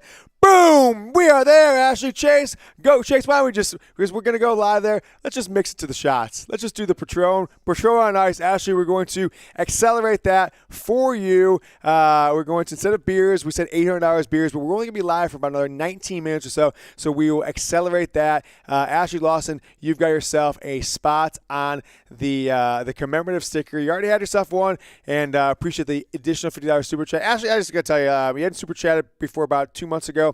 And you've been a big part of the show, and I just want to tell you that we appreciate it. And, got Jack to Houston, a lot of your contributions, and it keeps the show rolling and motivates us to want to, do these trips, media trips. That's why we don't, you don't get a lot of, insights. I wouldn't say insight. You don't get, exclusive stuff for these things. It's 50 people filming the exact same thing at the practice day, 150 people, the exact same thing at media day. But we're the only ones here in Audio Ave, right? It is 6:12 Central Time here in Houston, 7:12. We are the only people still working here, so it's because of the support. We want to make sure that we can do all we can for people like Ashley Lawson and Steve Ricard and Backroad Blue and John Blaze, who I'm sure we'll see tomorrow at some point here in Houston. So thank you so much, Ashley. You've got a spot on the commemorative helmet. Jack, let's get that. Just go get that shot. Go Blue. Appreciate you, Ashley. Chase is going to get us some Patron on ice just for you. We got some. He has going back to the other one from Tim. He couldn't track down the Irish car bomb, so we'll do those after at dinner here in about 2.5 hours or so. So Donovan Edwards, as I told you guys back, he's become a fan favorite of mine, but also has become the absolute idol of my 7-year-old son, Preston. He's got multiple Donovan Edwards shirts. So I showed Edwards the jersey of my son from early in the year. He comes out with his game day uniform. He's like, hey, who's this? It's the Don? Wait a second. The Don! It's the Don! And Don Edwards absolutely loved it. And I said, look, it's not. You don't have to. I'm not asking you anything you don't want to do, but it would make this kid's day, my son, if you gave him a shout out to Go Blue or something like that. And he went up to him, right? And instead of stepping out of the picture, he pulled me in. Go ahead and roll that footage, Jack. It's the Don. Preston, your pops just showed me a video of you. We appreciate the support. I appreciate the support. Go Blue. Thank you for everything, my friend. Man, that's awesome. Appreciate it. Super special. Donovan Edwards, what a great dude. There, and then we went up and talked to him. We talked to him in the walk around for a few minutes prior to him going up on stage, and then just like a kid who 100% is happy to be here. Doesn't take anything for granted, is as respectful as any person I've talked to at 20 or 21 years old in history. And so, shout out to his parents for raising him like that, and him for remaining humble. So we talked to him about, Jack, what's the experience of playing in the CFP in the past of the Nationals? How does Michigan's past playoff experiences, 3 straight years, his entire college career, help him in preparing for the national championship game coming up Monday against Houston? I just think that they executed on more things than we executed on. So, they won the game. You can't say it's a fluke when a team wins the game, and even if they lose, it's not a fluke, but the only thing that you can do is just prepare yourself for situations differently. And I think experience is the best friend of a man, because once you go through certain things, you understand that, okay, I don't want to be here ever again. And you're going to do things differently to be able to get to a certain point in life where you want to be. And I think it was a blessing for us, because look at it, like, we had about 60, 70 guys that played in that game against TCU, returned to Michigan. Our leaders, our captains, Blake is back too, so I think all of those things play a big factor in, like what had happened last year. And for us now, like the opportunity, it presents itself. So I don't think it's a fluke, like you just live on it for 365 days, a little bit less too, because the first game of the season pops up. But, like you just remember those things. It just makes you work harder. It has a fire in you that would never go away because of, what that you could have did or what you could have did better. Last thing I want to ask you. So we spent a lot of time with Donovan Edwards.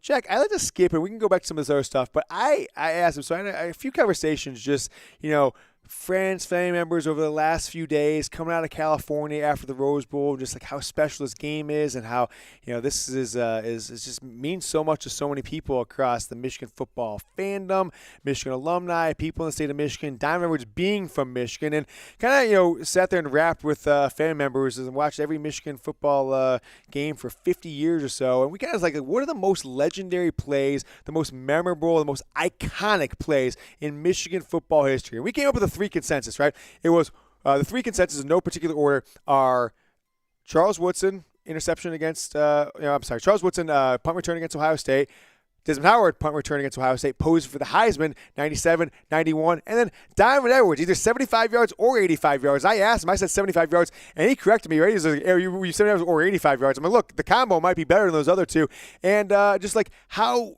that changed his life. What he was thinking as he passed the goal line, or even as he broke into the clear, looking left, looking right, no one around him, and like how that moment and going forward 14 or so months, 13 and a half months later, how that's changed his life, being from the state of Michigan and being a Michigan absolute legend, one of the most iconic moments in Michigan football history. I was talking to a family member yesterday who's seen every Michigan play for 60 years. We agreed that the three most iconic plays history of this program: Desmond Heisman pose, Charles Woodson punt return against Ohio State, 75 yards, Donovan Edwards. All right.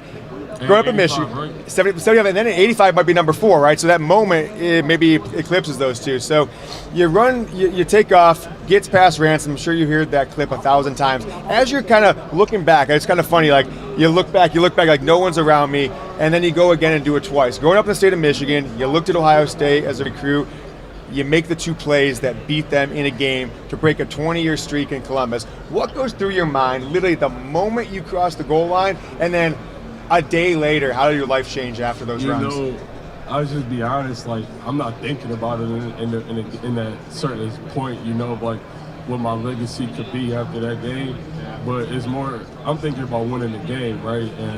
And, I do know now, like, how everything has changed for me, like, I'm on a bigger pedestal, people know my name more, but it still doesn't matter to me because all I want to do is just win football games, and be the best person that I could be, and be consistent and be a leader for myself and for the team, and the people around me who know me on a day-to-day basis. So, it doesn't, like, I just thank God that, He's allowed me to do it, right? Like, He showed me the ups, He showed me the downs, and it's about what I do with it. It's about if I'm going to fold from it or if I'm going to continue to rise from adversity and, trials and tribulations for myself. So, like, I've seen, like, I know I might be going a little bit against the grain of your question, but I've seen both the highs and the lows, from the situation. And, all I could do is just keep being humble. Joe Clack coined the nickname the Don with those runs. How much has that stuck amongst Gus? Your family member? What's that? That wasn't Gus? Yeah, Gus Johnson. Gus Johnson, right? Yeah. How is that? Is that stuck with friends, teammates, family, or is it just kind of a media thing? Man, you know what? My teammates occasionally like, that's my chill, you know what I'm saying? But I like to say I gave myself that nickname first. Said, right? I like to say I gave it to myself first, and then I changed it in my Instagram handle to my full name. But ladies and gentlemen, this concludes the Michigan media session. In approximately younger kids, 10 younger, they just know you as the Don, like Michigan fans. I like that. No, I know I've been watching. All right, we have Chase Sr. back with me. Who was the, I can't remember, the shred, I just forget, the Lords of Shred. So we did a beer chug. Chase did a beer chug for, I never knew they could change that, Jack. I don't know if you know that, Jack, to change the drop down to see all the super chats at once. That's crazy. So you did?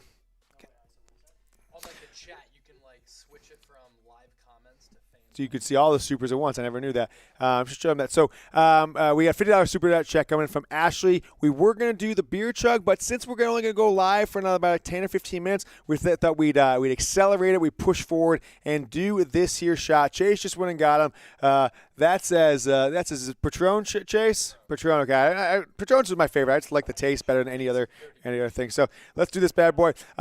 Type T for tequila for Uncle T, the Michigan football booster who apparently was behind the Counter Stallions. James T. Yoder and the T in this tequila. Chase, let me put this mic up and let's do one. Everybody typed T in the chat, and they are going to down these absolutely obnoxiously huge shots. And they're gone. Go blue. Go blue. Yeah, I mean, that was not just a tiny one. That was a big shot. It's a big cup, so like that was probably a double. As far as a shot is 1.5 ounces. That was 2.5, 3 ounces at least. So, thank you so much, Ashley Lawson. It got the juices flowing. We'll be live again tomorrow, guys. By the way, guys, we're gonna target 11:30. No promises yet because Jim Harbaugh's got a press conference around 9. Is it, Jack? Here, 9 our time, so it's 10 there. So we'll have to do a quick turnaround. We'll be in here early as heck, get all the footage from that, and bring it to you live here on the Michigan Football Report. Maybe go live again tomorrow, Sunday night, but guarantee having morning live, and then we'll have a live all afternoon Monday. We're in about a 3-hour championship preview prep. It's just going to be me and you guys rapping here into the chat. So appreciate everyone who has supported the show and watching tonight as we went live for about, 2.5 hours? Is that right? Oh, we went live at 4:30 Central? Okay. No, we live at 4, I thought. 4. Yeah, 4. So we live for 2 hours and 22 minutes. We'll stay live for another 10 minutes. We're at Cornelius Johnson. Jack, before I jump on, let me know, what is he talking about here? That's right. Okay, we asked Cornelius Johnson, who was on the team in 2019, 2020. He's a fifth-year guy. Like, hey, what about Michael Penix? I know you're not going to face him directly in the field, not offense, defense. They're both offense. But have the coaches or have the players talked about the fact that Penix is the only Indiana quarterback to beat Michigan in the last 36 years? And that's, he got the win the only time he's faced Michigan. Go ahead and roll it. Yeah. Any talk this week about Michael Penix being the quarterback at Indiana 3 years ago, getting the only win over Michigan in 30-plus years and getting a little revenge on him? That's a good question because, against Penix, he was there in 2020, during that season, and he got us that year. So now, we gotta spin the block. We gotta spin the block and even that up. So we don't forget that at all. So we gotta even could go back as far as that. Watch tape throughout his whole career, try and pick up anything we can find. To be an advantage for us come Monday night. It's a good point. Junior Colson was at Media Day. He was one of the Michigan football players that played. And so I asked him a couple different things. So I know we asked him, Jack, about Jim Harbaugh, right? What's the difference between Jim Harbaugh being on the sideline for 8 games this year versus not being on the sideline for 6 games? Also, I think we asked him, if I recall quickly, Jack, about what's like to lose his position coach, right? Chris Partridge, his position coach the last 2 years, resigned, was fired. I don't know how you're talking because of, I don't know. I don't think he did anything nefarious. I think it was like he kind of broke. Don't talk about the Counter Stallions case or anything like that with the players, and I guess he did, and that's kind of why he ended up, having to resign or getting fired. But let's play this one. Junior Colson, what the difference is with or without Jim Harbaugh as Michigan's coach. With Jim Harbaugh on the sidelines versus the 6 games when he was not on the sidelines? I think we've been able to keep it around the same with Jim Harbaugh and without him. We've got such great leaders that's been allowing us, to stay focused, stay locked in on the moment. Like in the way he prepares us, doesn't matter if he's out there or not. We got such great leaders, we got such great people, and such great unity within our team that sometimes he's always watching us. We always know he's right there, even though he might not be right there on the field with us. We know what he expects of us, the level of play he expects from us. So we just gotta go out there and make him proud.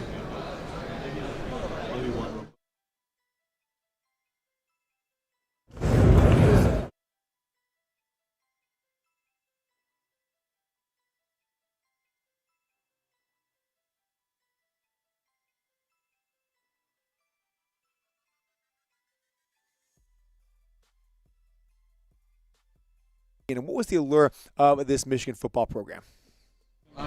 That's something we've talked about, being the top defense in the country. Every week we got to go out there, and prove that we're still a top defense now. And I think we've done that week after week. So, we talked about it since the beginning, before the season even started, like we could be the best defense in the country. We've been able to go out there and do that, and we're just going to continue to keep thriving at it. We got one more game at it, to show out there, show that we're the best defense in the country. So you were a highly rated recruit 3 years ago, the dawn of NIL, transfer portal. How'd you end up at Michigan? Why Michigan, not Tennessee, not Florida, not Vanderbilt, not a team that's more located? Because you seem to be locked in from early on in your recruiting and never seem to waver down the stretch. No, I think it's Michigan's, has been great. Like Coach Harbaugh being able to recruit me, me and him got on the phone quite a bit to recruit, and then he told me what I could do here. He showed me the way, and now look at us, we're right here. But it's been, never wavering, never done all that. It's always my parents always told me once you commit something, once you put your name down for something, never go back on it. And that's something I've hold myself true. So if I put my stamp on it, I put my last name on it, I'll never go back on it. You lost your position coach with a couple games left in the season. Coach Minter's dad's come in and coached the linebackers. What's the difference? What's the similarities? Has it changed anything you as a linebacking group? It's kind of, they kept it the same. They kept it very similar. The way we pass, the way we play. Losing Coach Mill this season was hard. Just not having him, especially the bond I created with Coach Partridge. So it was a great brotherhood I created with him. A great bond. But having Coach Minter step in, it's been phenomenal. He's been, he's had a lot of football under his belt. He's coached the Eagles, coached a lot of places. He knows what he's talking about. So we all trust him with the utmost respect. I thought it was a separate clip, but I also chimed in there. And they try to only give you one question these media days, which is fine. They spread the wealth there. Asked him about, Rick Minter, Jesse's dad, has been the Michigan football linebackers coach for the past, 3 at Maryland, Ohio State, Iowa, 4 games. And Chris Partridge was let go from this program. So, he gave some insight there. But these are kind of canned answers. I don't really think that anything he said was too insightful. I got a coach got there. But that's kind of where things shake out. Why you guys are pulling up that one, Jack? Mike Hart. I asked Mike Hart, Michigan's running backs coach, really part of this last 3-year resurgence, right? What can you point to with resurgence, right? A non-Don Brown defense, right? So that started in 2021. And a running game, the ground raid offense, plus I think J.J. McCarthy, Cade McNamara for a little bit, but J.J. McCarthy's entrance to this program. Mike Hart kind of being part of that running game, the ground raid offense. Funny enough, guys, Mike Hart, Michigan's running backs coach, where was he in 2020 when Indiana beat Michigan with one Michael Penix? He was the running backs coach and associate head coach at Indiana, crazy enough. So I'm sure he has some insights into what makes Penix tick and what he's good and not at that you might not see unless you're behind the scenes. So here's Mike Hart. I asked Mel, hey, Mike, you're a 4-year starter at Michigan, leading rusher in Michigan football history. Do you jealous at all that you didn't get a chance to play in a college football playoff? You could have gotten in 2004, definitely in 2006, as you were number 3 after losing to Ohio State 42-39. Could he got some revenge and maybe got yourself a ring, a national championship ring, had you another shot at the Buckeyes, Florida, or whoever else? Here was Mike Hart. So 14 playoff, 12 team next year. Do you ever think back to your playing career and saying, man, in 2006 we had a 14 playoff, I might have another ring on my finger? No, that's a long year. I didn't think about those things back then, to be honest. Now, don't really. I've really never thought about that before. I just think it's amazing the way college football has changed. It used to just be the bowl games. It used to just be the Rose Bowl, right, that you want to go to with the Big Ten championship at Michigan. And now, we got a million kids opting out. They're not in the CFP games. You got guys that aren't playing with their teams anymore in the bowl games. So you're getting towards the NFL model of playoffs, and everybody's going to have an opportunity. There's going to be more teams in there next year that deserve it. I think everybody knows what happened to Florida State this year. There's no way they shouldn't have had opportunity to play for a national championship and prove themselves. So next year, those things, it's going to be the 13th team now that complains, right? So there's always going to still be people complaining, but it does give, I think there's a little more parity now with all those teams being, having 12 teams and giving them all a chance. Mike, Coach Harbaugh said kind of funny. I mean, look, if I was Mike Carr, I'd be texting with Chad Henne all the time, like, man, we would have definitely beat Ohio State if we had another shot. I think they should have beat him in 2006. That Sean Crable late hit on Troy Smith still irks at me, but nevertheless, one of the great games in college football history, the number 1 versus 2. And 2004, I can't remember if they were in the top 4 after they lost to Ohio State, ended up having 2 losses. But I mean, like Mike Hart's 3-0 as a Michigan football assistant coach, although he was 0-4 as a player, leading rusher in Michigan football history. Now, who's on this on the development of J.J. McCarthy, right? We said, guys, okay, so we talked to Sherrod Moore as well. I met him in the bathroom. I saw him at Media Day yesterday. I don't know if you guys saw. This morning I tweeted out, it's like, best offensive coordinator and interim coach in college football, beat Ohio State or something like that. Pushing a stroller into two suitcases. Dad of the year. Check. Sherrod Moore. So check that out on my Twitter account. I just checked. It's got like 1,000 likes already. I think people just like that kind of stuff. We also asked him about J.J. McCarthy and his development as a quarterback in this Michigan offense. JJ is still a young player, but from your vantage point, what have you seen from him as far as his development from just how he's been able to progress from a quarterbacking standpoint, culminating in a really good performance in the Rose Bowl against a Nick Saban-led defense? Yeah, I mean, you just see, the kid is always poised, the moment's never too big, and it's been like that since he's been a kid. I mean, the kid won a state championship in high school, went to IMG, won a national championship. And he just keeps climbing, and for him as a quarterback from a fundamental standpoint, he's just progressed every day. He's just gotten better and better and better. Continues to do the little things right. Becomes that great leader. Love him, as it's well documented. I feel like he's one of my kids, and just blessed to have him as our quarterback. If an NFL general manager were to reach out to you and say, "Talk to me about JJ as far as his game at the next level," what would you say? He's everything you want. He's everything you want in the locker room, as a leader, as a player, as a passer, as an athlete. He just displayed it on one of the biggest stages you could see, and really I just tell him to put on the tape and look at that and then make your opinion after that. Sharon, buddy, me and Sherrod Moore, nature call at the same time. Then we caught up with him on the stage as he was on there for the first 20 minutes. They rotated. I like what they did, but I think Michigan did better than any other team. Been to 5 of these media days, and every other team just sits 6 players up there, and the defensive coach, offensive coordinator, head coach for the entire hour. You can't ask that many questions to someone in an hour. Maybe the head coach, but I'm glad Michigan just rotated guys. 20 minutes. You got access to, I think, how many different spots there were. So 1, 2, 3, 4, 5, 6, 7, 8, plus Jim Harbaugh.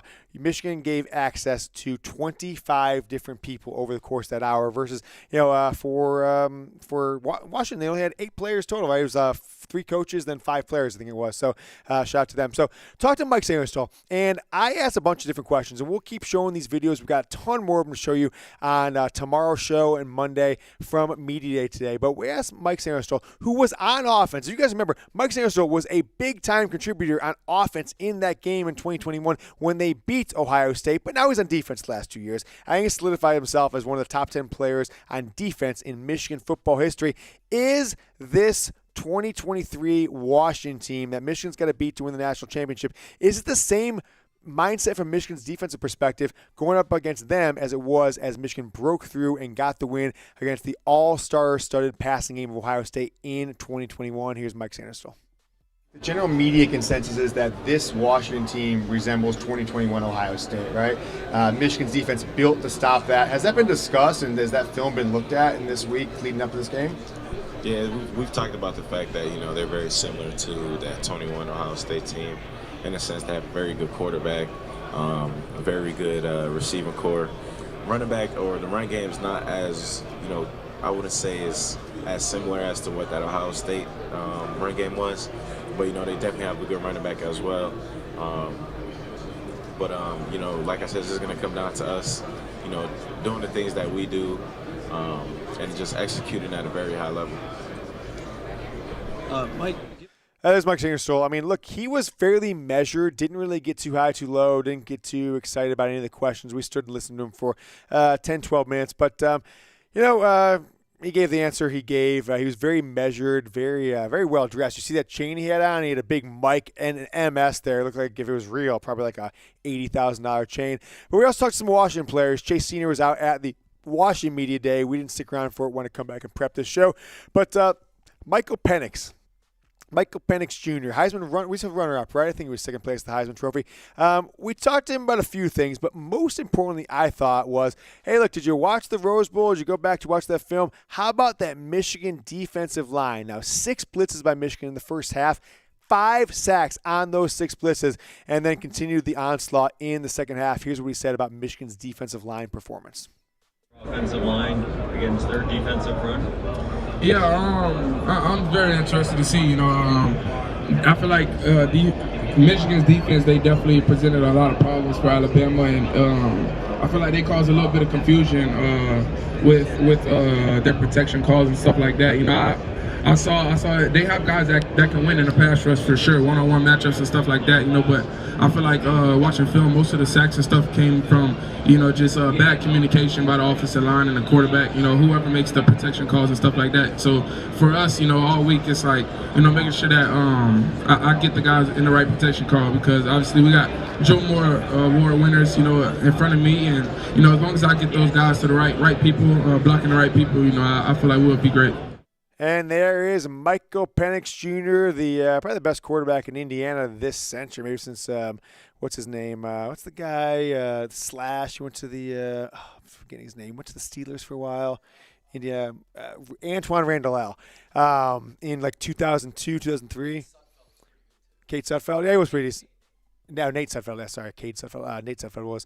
But I think Michael Penix, given what he did in Indiana, right, had them in the top 10 in the country, Indiana football, and then couldn't stay healthy. They ended up dropping out. He had up and down 2021, transferred to Washington with his former OC, Kalen DeBoer, and, the rest is history. Now he's got Washington undefeated, 14-0, about to lose Monday night to Michigan to go 14-1, second in the Heisman Trophy. He's one of the more accurate passers I've ever seen in college football, and some people say, like, he's the left-handed version of CJ, aka Coleridge Stroud, who Michigan was 2-0 against. We talked to him about his ability to throw the ball with timing, accuracy, and anticipation. Here's Michael Penix. The things that stands out to me about your play this year, high-level quarterbacking attributes, timing, accuracy, back shoulder balls, maneuvering in the pocket. How do you get good at that as a quarterback? Repetition. I just feel like, just the trust that you have and that you build with your teammates, each and every week. It started since day one, since I first stepped on campus. This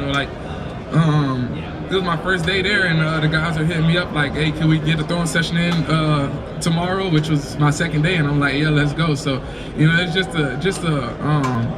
the trust and the belief that we have in one another, and just understanding that everybody on this team wants to be great, and they want to see each other be great as well. We don't have any selfish guys on the team, so I feel like that's what makes it so much more special, because I know that I can give the ball to anybody, and I don't have people coming to me like, hey, I want the ball. That they want to see each other be great. So it's been special.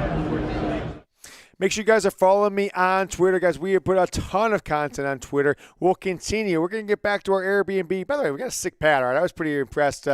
3-story place, 4 bedrooms, king bed. I got a big screen and a king bed, and the biggest closet in history of the Airbnb.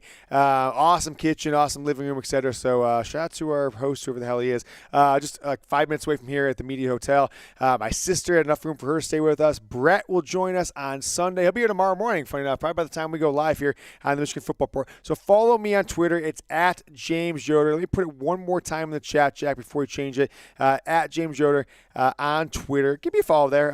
We'll be live. We'll be live tomorrow. Live Monday. We'll be at the game. Try to get you as much behind-the-scenes footage as possible as it happens. It takes a little while to get it uploaded, get it on YouTube. Also, follow us on Instagram. It's at Michigan Football Report. I'm putting it into the live chat right now. It's at Michigan Football Report. We've got 3 or 4 posts up there today. We got a bunch of things on the story. We're also putting things on the YouTube channel as YouTube Shorts. So if you're not using Shorts, you're not familiar with it, it's short-form video, kind of like TikTok or Instagram Reels, 60 seconds or less. I've been putting all the stuff from Media Day airport arrival yesterday and have a ton more. We're just going to be littering our YouTube Shorts, Instagram, Twitter account with content. So follow us along there. You're not going to get a more comprehensive look at the Michigan football experience in Houston than my Twitter, Instagram, or YouTube Shorts on this channel. Now, tomorrow morning, no guarantee in the time. We're going to shoot for about 11:30 Eastern. We'll go live for 90 minutes before the Lions kick off at 1 o'clock Eastern. So join us tomorrow. Set your clock for 11:30 Eastern, 10:30 Central here. Jim Harbaugh's press conference is at 9 o'clock, so we'll probably be over about 9:45. So we'll rush as fast as we can to get all that content ready for you guys to show you Harbaugh's press conferences, some more nuggets. We'll have a more of an in-depth preview, what to expect from this game on Monday. And then Monday afternoon, still time TBD, but 7:30 at 6:30 here. We're going to leave here probably about 4:30. I'll say just, rough estimate, we'll be live from about 2 to 4:35 Eastern on Monday. So, get riled up, get ready to join. I hope to see John Blaze in person tomorrow, our MVP, Super Chat MVP of this show. I see you, Ashley Lawson. I see you, Jimmy Page. You guys are talking there. Nick, we see you. We appreciate you guys watching. Jimmy Page is calling Washington to lose. He says, Michigan 35, Washington stinks 14. All right, Jimmy Page, appreciate you supporting Michigan football, but give us a shout out or a follow.